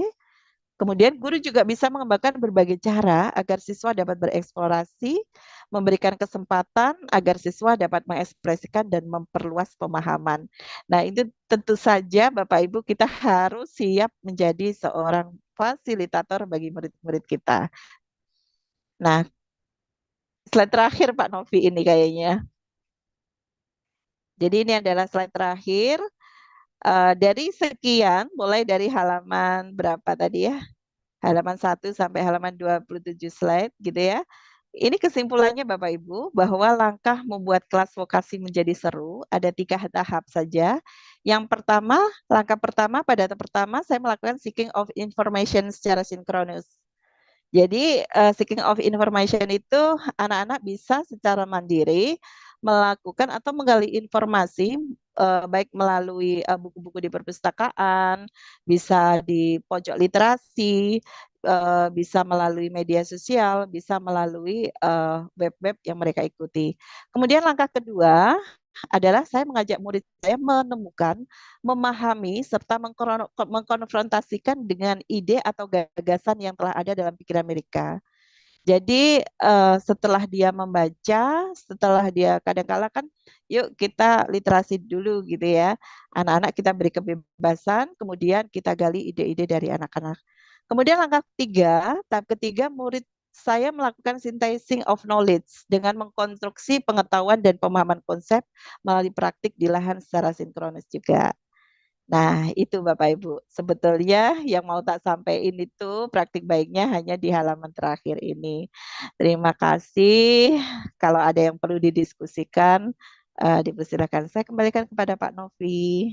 Baik, terima kasih Bu Umi. Sangat luar biasa malam hari ini. Semua lengkap saya rasa untuk topik kita pada malam hari ini. Cara asik mengajarkan sains dan vokasi yang bermakna untuk muridnya. Dan tentunya juga buat Bapak Ibu, bagi yang ingin bertanya silakan mengetik pertanyaannya di kolom komentar.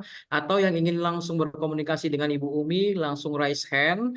Nanti tim kami akan unmute Bapak Ibu dan bisa langsung berbicara dengan Ibu Umi. Atau buat teman-teman yang ada di YouTube malam hari ini cukup banyak kalau saya perhatikan, dan saat ini sudah masih bertahan 27 penonton secara live yang masih bertahan. Ibu, selamat malam buat Bapak Ibu yang ada di YouTube. Tadi saya simak juga ada di Caringin Bogor, kemudian ada di berbagai tempat di Indonesia yang sudah bergabung sama kita selamat malam. Silakan aja juga buat teman-teman yang ada di YouTube untuk mengetik pertanyaannya dan nanti akan kami bacakan atau saya bacakan dan sampaikan kepada pembicara kita pada malam hari ini. Apakah ada pertanyaan? Silakan Bapak Ibu untuk di kolom komentar Zoom atau langsung raise hand dan bisa berkomunikasi langsung dengan Ibu Umi Hasanah.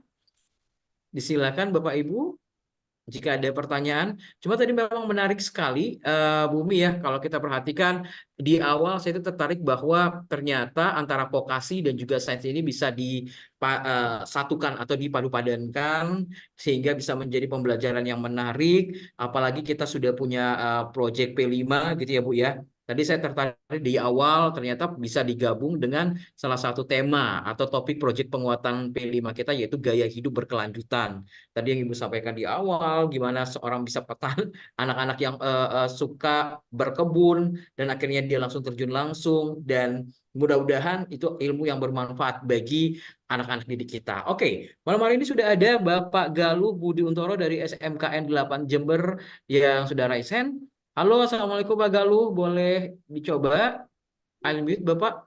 Nggih, waalaikumsalam, Baik, Bapak. silakan. Nggih, nggih. Saya ingin bertanya kepada Bu Umi, nggih, Bu Umi, nggih, nggih. Nggih, Ya, sama Pak. nggih. Nggih, saya ini tertarik ya, karena kebetulan saya kan juga pengajar di SMK, nggih. Kebetulan juga sama seperti Bu Umi, saya di program keahlian agribisnis tanaman. Kebetulan apa itu komlinya agribisnis tanaman pangan dan hortikultura. Ini saya sangat tertarik ya ini karena ini ada apa itu keterpaduan sains dan vokasi. Yang ingin saya tanyakan, apakah bisa di situ tadi disampaikan kita menggunakan metode pembelajaran PJBL ya Bu ya. Seumpama kita menerapkan dengan metode discovery Bu. Kalau ini kan sebetulnya mengarah ke inquiry nggih. Itu bagaimana Bu? Soalnya kan kadang ada beberapa mungkin karena ini kebetulan kita di kurikulum merdeka nggih, mungkin ada beberapa elemen mungkin cakupannya mungkin cukup kita merujuk ke discovery seumpamanya begitu nggih. Itu bagaimana Bu? Apakah nanti endingnya para peserta didik itu harus bisa mendapatkan suatu produk atau gimana? Tuh. Mungkin seperti itu Bu, pertanyaan dari saya Bu. Terima kasih Bu Umi, Pak Junaidi. Nggih. Nggih, Baik, wassalamualaikum. terima kasih Pak Galuh. Waalaikumsalam warahmatullahi wabarakatuh. Nah, ini berkaitan dengan model pembelajaran kali ya Bu ya, atau metode pembelajaran. Gimana Ibu? Silakan Ibu. Iya, terima kasih Bapak. Sebelumnya saya mengucapkan selamat ya untuk murid-muridnya yang sudah menjadi juara 1 LKS tingkat nasional ya Pak ya. Waktu diadakan itu saya lihat datanya ternyata SMKN 8 Jember meraih juara 1. Selama itu tentu gurunya luar biasa loh Pak ini. Eh, Iya. Jadi terkait dengan apakah pakai discovery learning, apakah memakai PJBL, apakah memakai PBL seperti itu ya. Boleh nggak kalau itu nanti mengarah pada project? Boleh banget, Pak. Boleh banget. Karena apa? Sebetulnya itu kalau dikaitkan dengan P5, kalau dikaitkan P5 itu nggak harus dengan adanya produk gitu ya. Ada yang produk, tapi bisa juga dengan prosesnya, kemudian didokumentasikan, dipamerkan seperti itu. Nah, kemudian yang Bapak tanyakan tadi, apakah jika menggunakan discovery learning bisa mencapai memperoleh produk gitu ya? Ini nanti kalau discovery learning pada akhirnya itu kan anak akan menemukan sesuatu yang diyakininya itu menarik gitu ya Pak ya.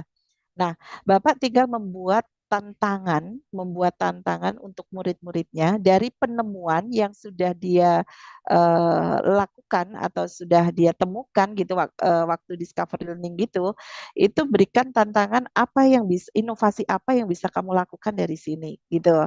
Jadi nanti proyek akhirnya adalah hasil dari tantangan dari Bapak itu tadi gitu ya. Jadi tantangan dari gurunya dari hasil temuannya apa yang bisa dilakukan oleh murid. Seperti itu sih, Pak. Baik, seperti itu Pak Bapak, boleh mungkin ada feedback dari Oke. ya. Untuk kaitannya nanti ke asesmennya itu gimana gitu, nggih? Kaitannya menuju ke asesmennya. Baik, Oke. gimana Ibu? Silakan Ibu. Iya, jadi kalau masalah asesmen Pak, asesmen Bapak bisa memilih di apakah di konten, ataukah di proses, ataukah di produk. Bisa dipilah Pak, bisa dipilah-pilahkan.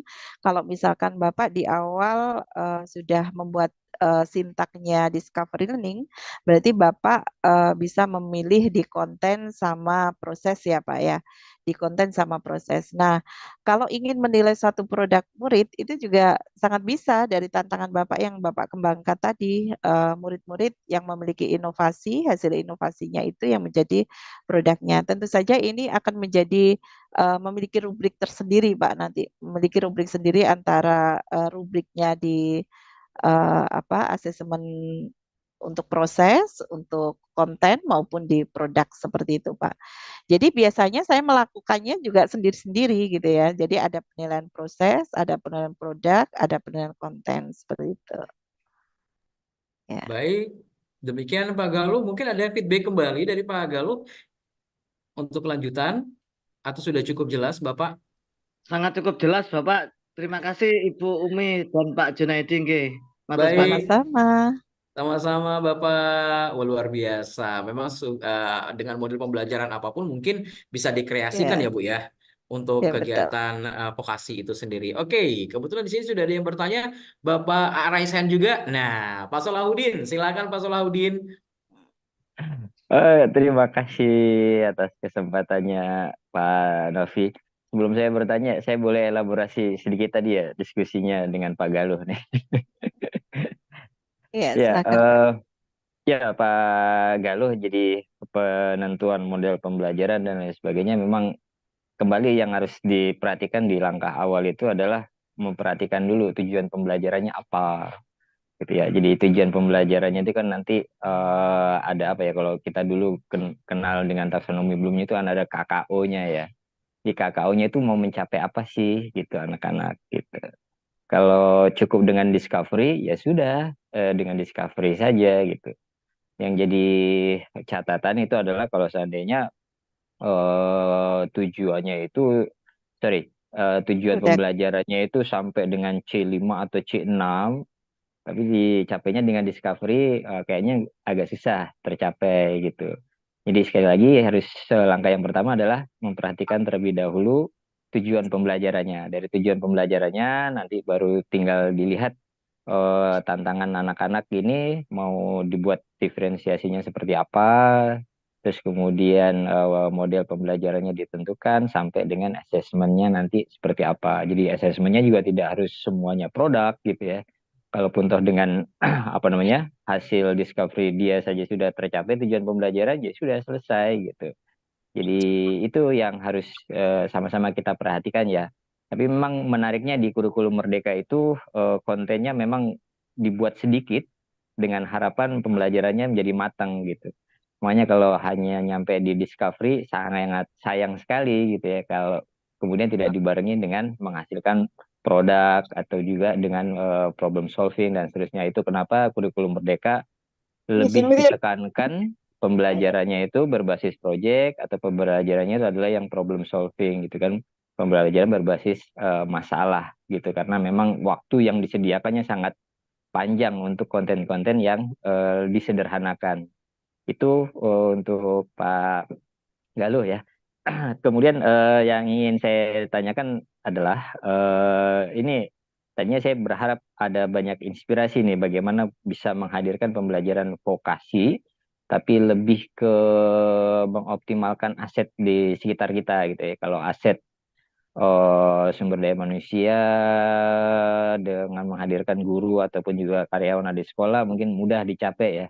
Saya berharap sih mungkin Ibu Umi pernah menyelenggarakan pembelajaran yang sifatnya itu menghadirkan mitra gitu atau dari perusahaan swasta kah, atau dari instansi pemerintah yang kemudian itu bisa memberikan apa ya, suasana pembelajaran yang berbeda gitu. Jadi langkah-langkahnya ataupun juga refleksiannya seperti apa itu Ibu Umi gitu. Terima kasih Ibu Umi. Baik, terima kasih Pak Solahuddin. Luar biasa tadi udah memberikan tambahan, masukan gitu ya. Dan di mana untuk pembelajaran ini juga yang paling penting itu tujuannya mau kemana dulu nih gitu ya Pak ya. Setelah mendapatkan tujuan, baru kita bisa mempersiapkan proses dan Asesmennya. goalsnya kemana gitu. Baik, untuk pertanyaannya mungkin bisa itu ya Bu ya, untuk dipahami dari pertanyaan dari Pak Solahuddin. Silakan Bu Umi. Ya, baik. Terima kasih Pak Solahuddin. Terkait dengan pertanyaan Pak Solahuddin tadi, mulai dari hal kecil itu sudah kami lakukan, Mbak. Jadi memang sangat jitu sekali menurut saya. Jadi kadang-kala murid itu kalau terus-menerus kita yang mengajar gitu ya, yang menjadi guru mereka, itu kadang-kala juga eh, nggak nyaman gitu ya. Nah, ada cerita nih Pak, eh, dia itu kebetulan namanya hampir sama dengan Bapak ya, murid saya namanya Udin gitu. Nah, Udin itu dia paling expert gitu ya. Paling expert itu bukan karena kecerdasan akademisnya, tetapi dia lebih ke praktiknya, ke vokasionalnya yang kuat. Nah, dia bercita-cita sekolah di IPB dan sekarang terwujud. Dia sekolah non-tes di IPB gitu.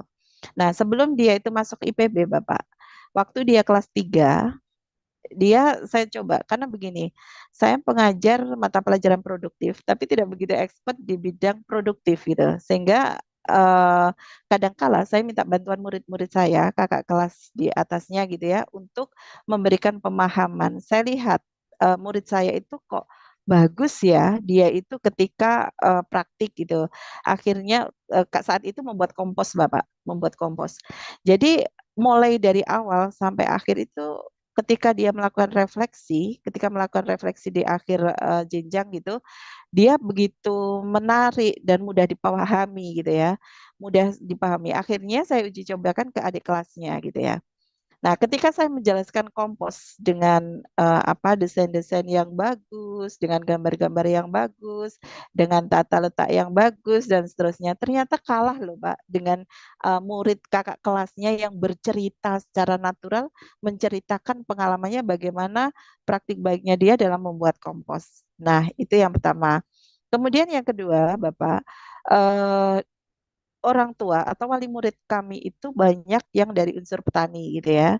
Sehingga dia memasukkan anaknya ke jurusan agribisnis untuk mengembangkan usaha bapaknya. Nah, disitulah sudah ada beberapa kali penawaran kepada wali murid, Pak, 1 menit, 2 menit, saya istilahnya gitu biar nggak membebani, bisa bercerita bagaimana Bapak melakukan budidaya tanaman, berbagai tanaman, mulai dari nanam sampai dengan pemasarannya. Nah, seperti itu. Kemudian ada juga yang pasca panennya gitu ya. Jadi ibunya itu jualan sayur, bapaknya yang mencari sayur gitu ya di pengepul. Nah, itu kan juga kalau di dunia agribisnis perlu perlu teknik gitu ya. Saya bilang perlu teknik dan perlu strategi pemasaran. Dan itu ada di capaian pembelajarannya gitu. Sehingga bapaknya itu saya curi cerita di konteks informal gitu kepada anak-anak itu cerita, oh ternyata itu begini. Kalau mau beli sayuran, istilahnya kita itu mau dijual kembali, itu yang paling murah itu pada jam 2 siang. Kemudian spek dari sayurannya begini, ciri-cirinya begini. Nah, itu sudah merupakan sebagai insight bagi murid-murid kami yang lebih kontekstual, yang lebih related dengan apa yang mereka butuhkan. Nah, apalagi dari Dudi juga sering sering kami istilahnya anak-anak sering mendapatkan seperti yang saya ceritakan tadi bahwa anak-anak saya suruh menjelaskan budidaya yang ada di sekolah, ternyata justru dia menjelaskan budidaya yang ada di tempat magangnya gitu ya. Jadi anak-anak banyak belajar dari tempat magangnya seperti itu. Nah, sekali lagi guru di sini saya sebagai guru sains sekaligus sebagai guru vokasi eh, seolah-olah itu memang harus kemampuan fasilitatornya yang harus benar-benar mengena gitu ya karena secara konteks itu pemahaman kita di vokasional di kejuruannya teknik strategi dalam bidang agribisnis itu masih kurang gitu ya sehingga kita perlu sekali berkolaborasi dengan orang tua murid dengan murid yang sudah expert gitu ya yang sudah pernah magang di mana-mana gitu seperti itu dan senangnya lagi kemarin anak-anak itu langsung direkrut di tempat-tempat magang mereka gitu ya, karena kemampuan mereka itu sih Pak Salahuddin. Baik, gimana Pak Soludin? Mungkin ada input feedback kembali? Iya, ini menarik ya. Jadi karena kalau SMK memungkinkan ya anak-anak untuk melakukan Betul. magang dan seterusnya. Tapi kalau kebetulan saya Hmm. mengajar di SMP, Bu, apalagi tadi juga capaiannya bahkan di PAUD pun dimungkinkan juga pembelajarannya di apa namanya pembelajaran vokasi juga bisa diterapkan gitu ya. Tapi yang bisa saya highlight di tadi adalah tadi ya mengoptimalkan apa namanya praktisi-praktisi justru dari orang-orang tua murid gitu ya. Mm-mm. eh Efektif mana Bu? Kita yang datang ke tempatnya pasti akan berhitung dengan waktu atau beliau yang kita hadirkan ke sekolah Ibu? Kalau boleh dielaborasi lagi. Iya, dua-duanya harus kita praktikkan, Pak. Artinya, tidak selalu kita mengundang efektif dan tidak selalu juga kita ke tempat Dudi itu juga efektif gitu ya. Jadi paling tidak kebutuhan kita apa? Kebutuhan belajar kita itu apa? Kalau sekedar wawasan itu bisa via Zoom, bisa kita undang langsung ke sekolahan seperti itu. Itu kalau kita konteksnya pada tataran konsep. Tetapi kalau anak-anak ingin terjun langsung seperti itu lebih ke yang namanya kalau kita kunjungan industri gitu ya. Jadi kunjungan industri itu tentu lebih menarik bagi anak-anak seperti itu. Dan disitulah anak-anak punya keinginan bekerja sesuai dengan apa yang mereka pelajari seperti itu. Nah, bedanya di situ, Pak Salahuddin. Jadi kalau kita mengundang, belum tentu anak-anak punya greget, punya keinginan dan punya inspirasi bahwa saya kalau bekerja di sini asik nih gitu. Tapi kalau kita melakukan kunjungan industri, anak-anak ada inspirasi, ada keinginan untuk, oh kayaknya dengan tanya-tanya sana sini melihat suasana kerja seperti itu kayaknya menarik dan cocok buat saya kayak gitu sih, Pak. Lebih berdampak di kunjungan industrinya. Terima kasih Umi. Wah, ini Ah, mau semakin menguatkan study tour tetap lanjut ya. Ya. Tapi per hari ini sudah, kalau saya baca ada 2 kejadian lagi tuh. Makanya ini kita sama-sama saling iya, berhati-hati saja. berhati-hati ya. Betul, betul, Ya. betul. PO-nya ya, bukan study tour-nya ya. Kalau saya lebih melihat harusnya perusahaan armadanya yang harus dikuatkan Iya, iya, lagi iya, iya. detailnya, bukan study tour-nya. Karena memang kalau Iya, dari study tour-nya kita dengar dengan apa pendidikan vokasi seperti ini, feel-nya beda, vibe-nya beda gitu. Makanya betul, betul. harus tetap ada study tour. Ini study tour. Iya. Kalau kami Monggo kunjungan teman-teman. industri, Pak Salahuddin, jadi beda. Oh iya, hampir sama sih Kurang ya. lebih ya, Iya, kurang kurang lebih lebih sama. seperti Ha. itu. Monggo teman-teman yang lain, Diversifikasi. silakan berbagi waktu.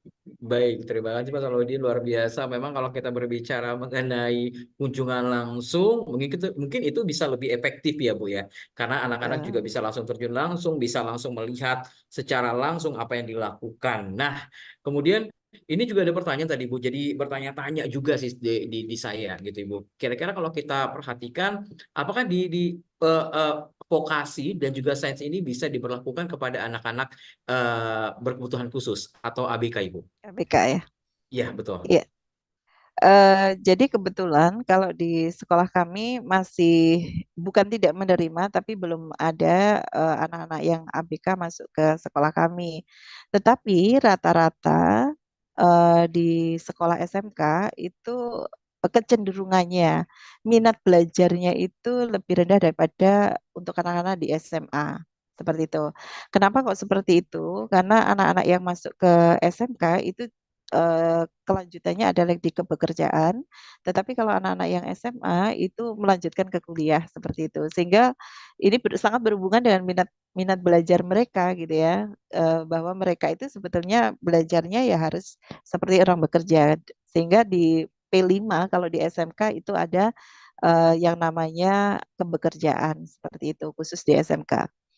Nah, ini sebetulnya sudah itu Pak, sudah lama, sudah berlangsung lama untuk kepekerjaan ini sehingga anak-anak yang ABK itu sebetulnya cocoknya ya di SMK gitu ya. Nah, di SMK saya ya, kebetulan belum ada untuk kelas yang inklusif seperti itu karena tidak ada pendaftar, belum ada pendaftar yang ABK gitu ya. Alhamdulillah masih di lingkungan kami masih semuanya masuk ke kelas reguler. Tetapi ada juga murid-murid mungkin kekurangannya nggak sampai ke ABK, tapi hampir nyerempet-rempet seperti itu ya, hampir deket-deket dengan ABK, tapi nggak sampai ke ABK-nya.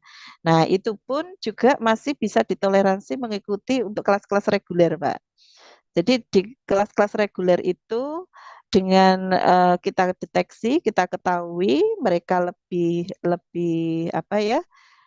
Kalau kita bilang bukan di ABK-nya, tapi dia di cerdas istimewanya gitu ya. Jadi anak-anak yang cerdas istimewa seperti itu anak-anak lebih diperhatikan. Biasanya di ruang-ruang guru gitu ya, di ruang guru itu ada obrolan-obrolan guru membicarakan tentang anak-anak yang perlu perhatian khusus yang memiliki kecerdasan istimewa seperti itu.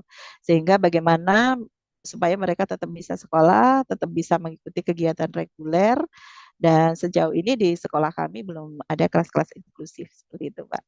Oh baik, mungkin kurang lebih seperti Ya, itu. Untuk pertanyaannya, memang untuk anak-anak ABK sendiri perlu penanganan khusus tersendiri juga ya Bu ya, untuk secara betul, betul, langsung gitu ya. betul. Oke, nah kalau kita berbicara nih Bu, berkenaan dengan tadi beberapa program, ada yang menjadi petani, padahal menjadi petani itu juga menjadi salah satu, saat ini udah menjadi salah satu pekerjaan yang satu sudah mulai jarang, kedua tapi itu sangat bermanfaat bagi orang banyak gitu ya Bu ya. Ini Iya, ada betul. sedikit sharing mungkin dari Bapak Bekti Iwan Santoso. Mungkin Pak Bekti kalau ingin langsung komunikasi untuk unmute silakan aja Bapak. Kalau Pak Bekti mengatakan di sekolah Pak Bekti ada vokasi di bidang peternakan, perikanan, dan pertanian. Namun ternyata tidak diminati sehingga Pak Bekti dan sekolahnya sendiri melakukan kerjasama dengan BLK atau lembaga kursus. Lalu Pak Bekti mungkin pengen berkomunikasi langsung Pak, sharing langsung berbagi dengan kita di sini Pak Bekti. Ada? Oke, mungkin lagi problem dengan mikrofon. Ini kalau gini seperti apa Ibu? Ada nggak pernah mengalami hal yang demikian juga Ibu? Iya. Jadi banyak, Pak. Jadi banyak sekali anak-anak itu yang masuk jurusan ATPH ya Pak ya, di jurusan agribisnis itu bukan keinginan sendiri gitu ya. Jadi asal masuk aja gitu ya. Jadi mereka itu seperti yang dialami oleh Pak Bekti tadi, bahwasanya ada beberapa sekolah gitu ya, beberapa anak gitu, mereka itu sebetulnya nggak minat gitu ya. Sehingga untuk kerjasama dengan BLK atau lembaga kursus itu memang kalau saat ini memang dibutuhkan, Pak. Walaupun itu diminati apa tidak diminati. Jadi di BKK kami, di Bursa Kerja khusus kami, itu sudah bekerja sama dengan BLK maupun lembaga kursus, terutama yang ada di Malang gitu ya, yang sudah pernah hadir di sekolah kami seperti itu. Dan itu lebih ini Pak, lebih lebih lebih diminati memang Pak. Jadi anak-anak yang tidak suka di perikanan, tidak suka dengan sekolah, kemarin kami magangkan di Lamongan, Bapak. Sekitar 50 murid kami magang di sana dan mereka punya pengalaman pekerjaan langsung dan mereka digaji gitu ya, sebanyak 50 murid. Dan mereka tidak mengikuti pelajaran gitu. Jadi pelajarannya secara asinkronus saja untuk mereka. Nah, itu juga lebih banyak diminati daripada anak-anak mereka yang memang kebekerjaannya lebih dominan daripada akademisnya seperti itu. Nah, ini ada Pak Rahman Rustan. Pak Rahman. Ini dari Cianjur kayaknya, Pak ya. Iya ini dari YouTube ya Bu ya, berkomentar. Oh, gitu. Betul. Jika pembelajarannya dengan teaching factory berarti elemennya lebih dari satu. Nah, kemudian bagaimana strategi assessment-nya Ibu? Iya. Jadi kembali lagi Pak, tadi seperti yang disampaikan Pak Salahuddin, tujuan pembelajarannya apa Pak Rahman gitu ya. Jadi elemennya kan sudah terdegenerate gitu ya, elemennya kan lebih dari satu. Nah, setelah nyusun elemen Pak Rahman, kita kan nyusun tujuan pembelajaran dulu gitu ya. Setelah itu alur tujuan pembelajaran. Nah, kemudian strategi asesmennya ya kita sesuaikan dengan tujuan pembelajaran yang sudah disusun dari elemen-elemen tadi gitu. Berarti harus ada tujuannya. Mungkin bisa Iya. ada satu contoh mungkin Ibu yang bisa menjadi gambaran untuk kita bersama Ibu. Mm, mm. Jadi misalnya Pak ya, K3LH misalkan. Nah, ada yang namanya kalau di teaching factory itu ada K3LH. Pasti ada di setiap mata pelajaran produktif itu pasti ada K3LH. Kemudian ada elemen lainnya misalkan kewirausahaan atau entrepreneur gitu Pak ya. Nah, itu sudah ada dua elemen katakan Pak. Nah, bagaimana kita menyatukan dua elemen itu menjadi tujuan pembelajaran yang apa ya, yang sinkron gitu seperti di langkah awal sinkronisasi dulu. Jadi harus disinkronkan dulu nih Pak antara K3LH dengan kewirausahaan seperti itu. Nah, sehingga nanti bagaimana strategi asesmennya ya kita bisa menjadikan satu. Saya ngerti maksud Pak Rahman itu, ini kita milih yang elemen ini, nilai dari elemen ini bagaimana, nilai yang elemen satunya bagaimana gitu ya. Nah, kalau sejauh ini pengalaman kami, kalau elemen itu sudah menjadi satu gitu ya, menjadi satu tujuan pembelajaran, maka nilai otomatis itu akan menjadi satu juga gitu ya, akan menjadi satu. Sehingga ini tidak membebani murid maupun membebani oleh guru. Bayangin aja kalau tiap elemen gitu ya, tiap elemen kita ganti asesmen. Kemudian elemen satu kita punya rubrik sendiri. Elemen satunya kita beri, itu sangat membebani guru maupun muridnya menurut saya.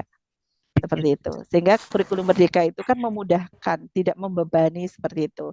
Nah, termasuk ini kenapa kita membuat topik-topik atau ide di Teaching Factory itu elemennya lebih dari satu. Tujuannya salah satunya itu untuk meringankan murid supaya lebih ramping gitu ya. Dari beberapa mapel, dari beberapa elemen itu anak-anak itu bisa sekaligus karena memang bisa untuk dijadikan satu topik gitu. Seperti itu, Pak. Oke. Nah, kalau gitu Ibu, bisa nggak ya kalau vokasi ini bisa berkolaborasi dengan beberapa subjek, gitu Ibu?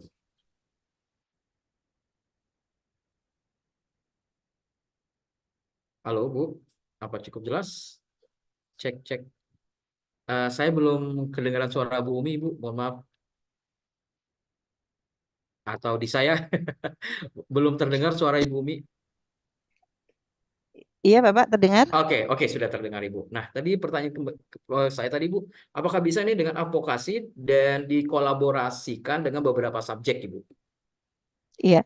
Nah, ini kalau konteks konteks subjek, kalau di pembelajaran diferensiasi itu kan murid ya, Pak ya. Jadi subjeknya itu kan murid. Nah, ini maksudnya Pak Novi itu yang dimaksud beberapa subjek itu apakah murid ataukah Eh, materinya? Materinya, pembelajarannya Bu. Oh, materinya. Iya. Sangat bisa, Bapak. Sangat bisa. Jadi di kurikulum merdeka ini apa ya, guru diberikan kebebasan, diberikan seperti saya contohnya Bapak, seperti saya contohnya.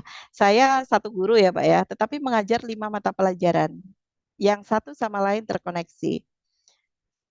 Jadi saya kasih contoh, misalkan saya mengajar agribisnis tanaman sayuran, agribisnis tanaman pangan, agribisnis kultur jaringan sama PKK ya kalau di itu. Nah, itu daripada anak-anak saya membuat asesmennya repot-repot gitu ya, membuat asesmennya itu tiap anak, tiap mata pelajaran, tiap anak itu berbeda-beda, saya akhirnya menyatukan itu menjadi suatu pembelajaran yang terintegrasi. Karena di pembelajaran agribisnis tanaman sayuran dan agribisnis tanaman pangan itu memiliki step-step atau memiliki capaian yang diinginkan yang hampir sama. Contoh nih Pak, logikanya aja bagi teman-teman yang nggak di SMK. Agribisnis tanaman pangan misalkan padi ya Pak ya. Agribisnis tanaman sayuran itu adalah sawi misalkan. Sama kan Pak ya, padi sama sawi ada proses yang namanya pembibitan, ada proses pengolahan lahan, pengairan. Nah, kalau sudah begitu, kenapa kita nggak mengintegrasikan itu sehingga tidak membebani murid seperti itu? Ya, Jadi bisa berkolaborasi atau nanti mm-mm. nilai akhirnya adalah kolaborasi project gitu ya Bu ya. Betul, betul Oke. sekali. Baik, terima kasih Bu Umi. Mungkin masih ada pertanyaan lagi buat Bapak Ibu semua atau teman-teman sekalian baik di channel YouTube kita TOT Jabar atau juga yang saat ini sedang di Zoom, boleh berkomentar atau bisa raise hand untuk komunikasi langsung dengan Ibu Umi. Disilakan Bapak Ibu. Berkaitan dengan topik kita pada malam hari ini, cara asik mengajarkan sains dan vokasi untuk anak-anak kita tentunya ya. Silakan kepada Bapak Ibu jika masih ada pertanyaan. Oke, kami ingatkan kembali Bapak Ibu jika ingin jangan lupa untuk mengisi link absensi kita untuk mendapatkan sertifikat pada kegiatan malam hari ini. Jangan lupa untuk mengisi dengan jelas dan tim kami dari tadi juga udah mengirimkan link presensinya. Oke, apa masih ada Bapak Ibu? Silakan raise hand atau mengetikkan di kolom komentar pertanyaan berkaitan dengan topik kita pada malam hari ini. Oke, sepertinya udah terpuaskan, Bu. Sudah terjawab dengan penjelasan Ibu. Saya juga sudah bisa memahami bagaimana menghubungkan antara vokasi dan juga sains tadi. Jadi sudah cukup jelas, apalagi tadi udah ditambahkan juga dengan oleh Pak Salahuddin dan beberapa pertanyaan yang udah dijawab oleh Bu Umi ya. Kalau gitu Bu Umi mungkin bisa disampaikan. Oke. Sebelum saya tutup di sini sepertinya ada dari Pak Ahmad Bayu Aryawan. Mungkin saya bacakan pertanyaan terakhir kali ya Bu ya. Baik, dari Bapak Ahmad Bayu Aryawan. Saya Ahmad Bayu Aryawan, fresh graduate S2 Peternakan FPT Universitas Halu Oleo KDI Sultra ya, Sulawesi Utara. Bayu mohon izin bertanya, lembaga vokasi atau kebetulan berfokus kepada non formal dapat merancang kegiatan pengembangan materi keterampilan yang berasal dari pengalaman dan kondisi kebutuhan peserta didik. Oleh karena itu, kita harus menyandingkan standar materi terampil, kebutuhan usaha tersebut, dan kompetensi resmi dari bidang yang digeluti secara bertahap, hingga mencapai ketuntasan profesional. Bagaimana mengupayakan berbagai latar belakang dapat menjalankan kompetensi tersebut melalui penyetaraan hingga diferensiasi proses agar hasil belajar mereka sudah optimal. Jadi antara kaitan latar belakang yang berbeda-beda, tetapi juga bisa menjadi setara dengan sehingga diferensiasi tadi bisa sejalan Ibu. Cukup Iya, baik, pertanyaannya cukup bagus saya rasa. Oke, silakan Ibu. iya. Jadi terima kasih sebelumnya Pak Bayu atas pertanyaannya, bagus sekali pertanyaannya. Jadi apa yang menjadi kendala atau yang menjadi tantangan Pak Bayu, bagaimana mengupayakan berbagai latar belakang dapat menjalankan kompetensi tersebut melalui penyetaraan hingga diferensiasi proses agar hasil belajar mereka bisa optimal gitu ya, mungkin yang dimaksud ya Pak Novi ya. Jadi kembali lagi kita harus mengetahui di asesmen awal pembelajaran itu minat murid Bapak. Jadi minat murid itu benar-benar kita perhatikan.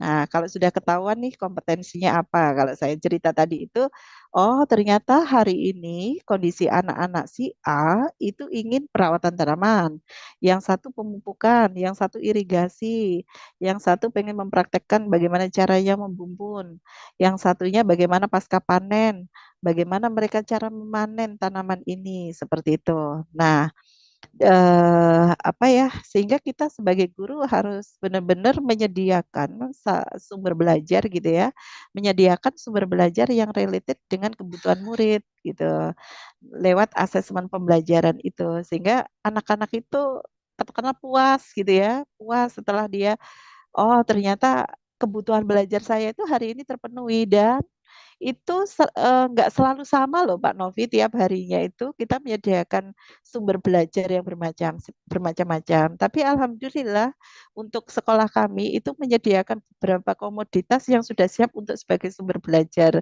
Sehingga anak-anak itu mau apa sudah ada gitu ya, mau belajar tentang apa sudah disediakan oleh sekolah seperti itu. Jadi itu sih kalau menurut saya, sehingga caranya menjalankan kompetensi itu nanti kalau misalkan muridnya istiqomah gitu ya, memang benar-benar dia passionnya itu di pasca panen, ya waktu pasca panen sampai dia membuat penanganan hasil panen kita dampingi gitu ya, kita fasilitasi gitu. Seperti itu Pak Novi. Oke, baik. Berarti kalau kita analogikan, mungkin pondasinya kuat, mau bentuk bangunannya bebas, gitu ya Bu ya. Seperti Iya yang tadi Bu betul. sampaikan juga, kalau motong kertas, boleh guntingnya apa aja, misalnya memotong bunga, kembang, tapi gunting yang digunakan bebas, yang mana anak bisa dan mampu menggunakannya. Iya Oke, betul. baik. Terima kasih pertanyaan tadi atas dari pertanyaan Bapak Ahmad Bayu Aryawan. Semoga terjawab. Dan mungkin Ibu, sebelum kita closing, kira-kira apa nih kata-kata pamungkas atau hal-hal yang perlu disampaikan sebagai penutup untuk kegiatan kita pada malam hari ini? Silakan Ibu Umi. Ya, terima kasih Pak Novi. Saya ingin mengajak Bapak Ibu guru di sini dan teman-teman mahasiswa dan mungkin juga ada beberapa praktisi yang di sini. Yuk kita menuntun murid sebagai subjek atas perubahan dirinya sendiri. Jadi bukan atas perubahan orang lain maupun guru. Dan karena setiap orang itu menjadi guru, setiap rumah itu menjadi sekolah, setiap tempat itu adalah sekolah, tapi juga di rumah, di jalan, dan di dimanapun bisa menjadi sekolah bagi anak-anak kita. Itu aja Pak Novi. Mudah-mudahan apa yang saya sampaikan hari ini bermanfaat dan bisa menginspirasi Bapak Ibu untuk diimplementasikan di sekolah masing-masing seperti itu. Baik, terima kasih Bu Umi Hasanah. Terima kasih luar biasa. Semoga bermanfaat. Ya pasti memang bermanfaat. Dan saya tutup Bapak Ibu. Sekali lagi saya ingatkan Bapak Ibu, jangan lupa untuk mengisi link presensi yang sudah dibagikan oleh tim kami, baik di YouTube maupun juga di kolom komentar Zoom kita pada malam hari ini untuk mendapatkan sertifikat kegiatan yang sudah dibagikan tentunya ya. Saya tutup dengan satu buah pantun Bapak Ibu, ke Bogor mampir mampir ke kebun raya.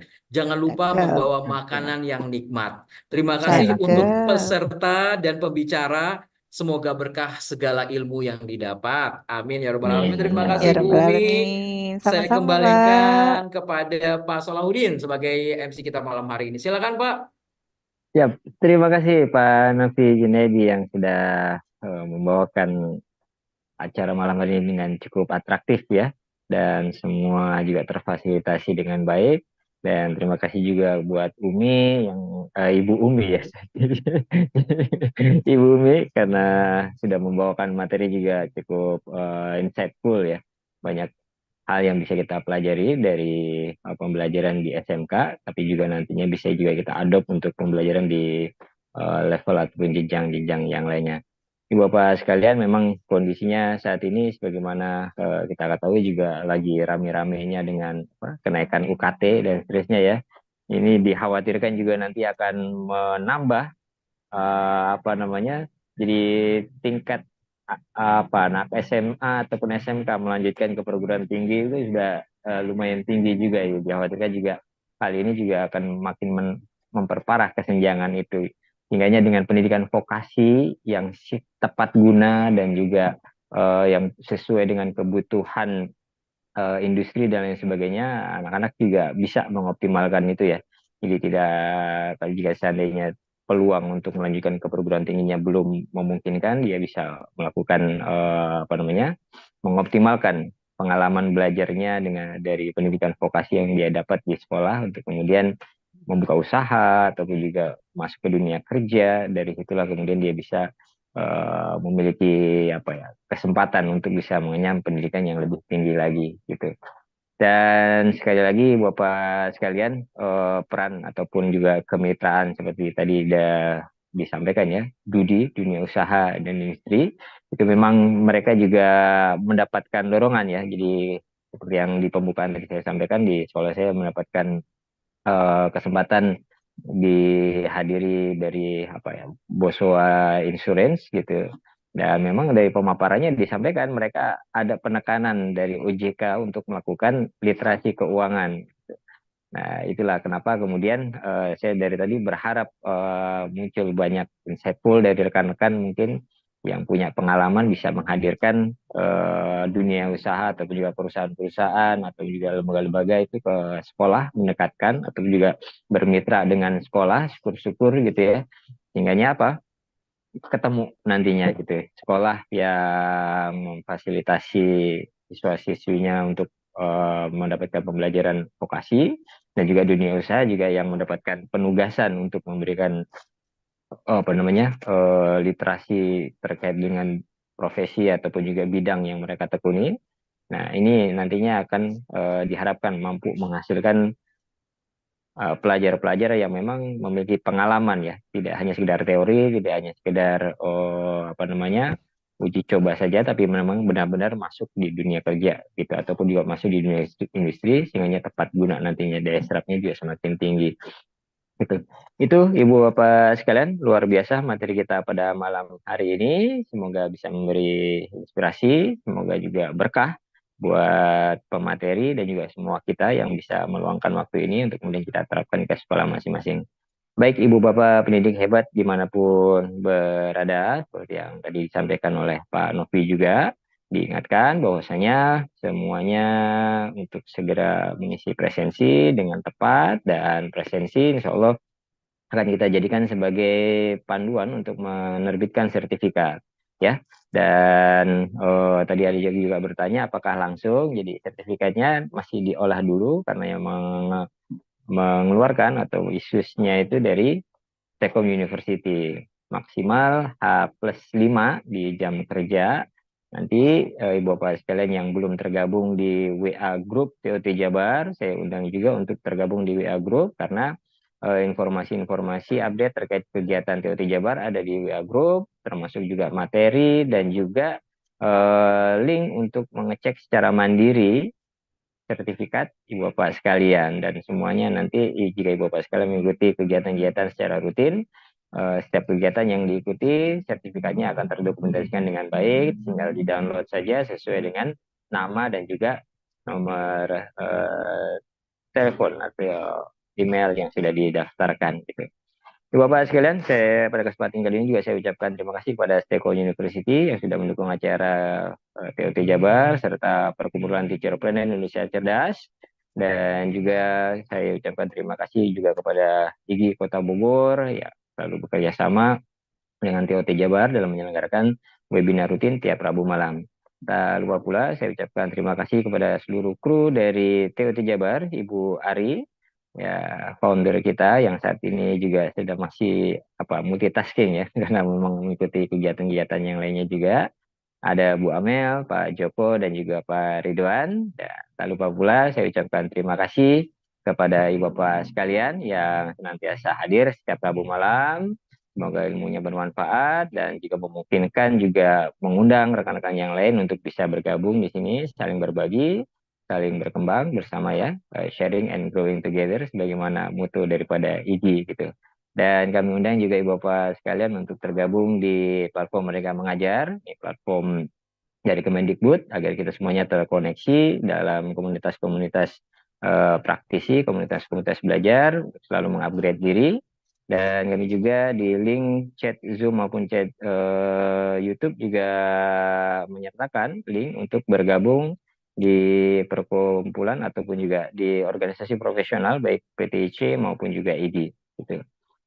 Itu Ibu Bapak sekalian, mari kita sama-sama tutup pertemuan kita pada malam hari ini dengan mengucapkan alhamdulillahirobbilalamin. Jumpa lagi pada pertemuan yang akan datang dengan materi-materi yang kalah menariknya di akhir bulan. Kemungkinan di pekan depan akan disajikan dalam materi dalam berbahasa Inggris ya.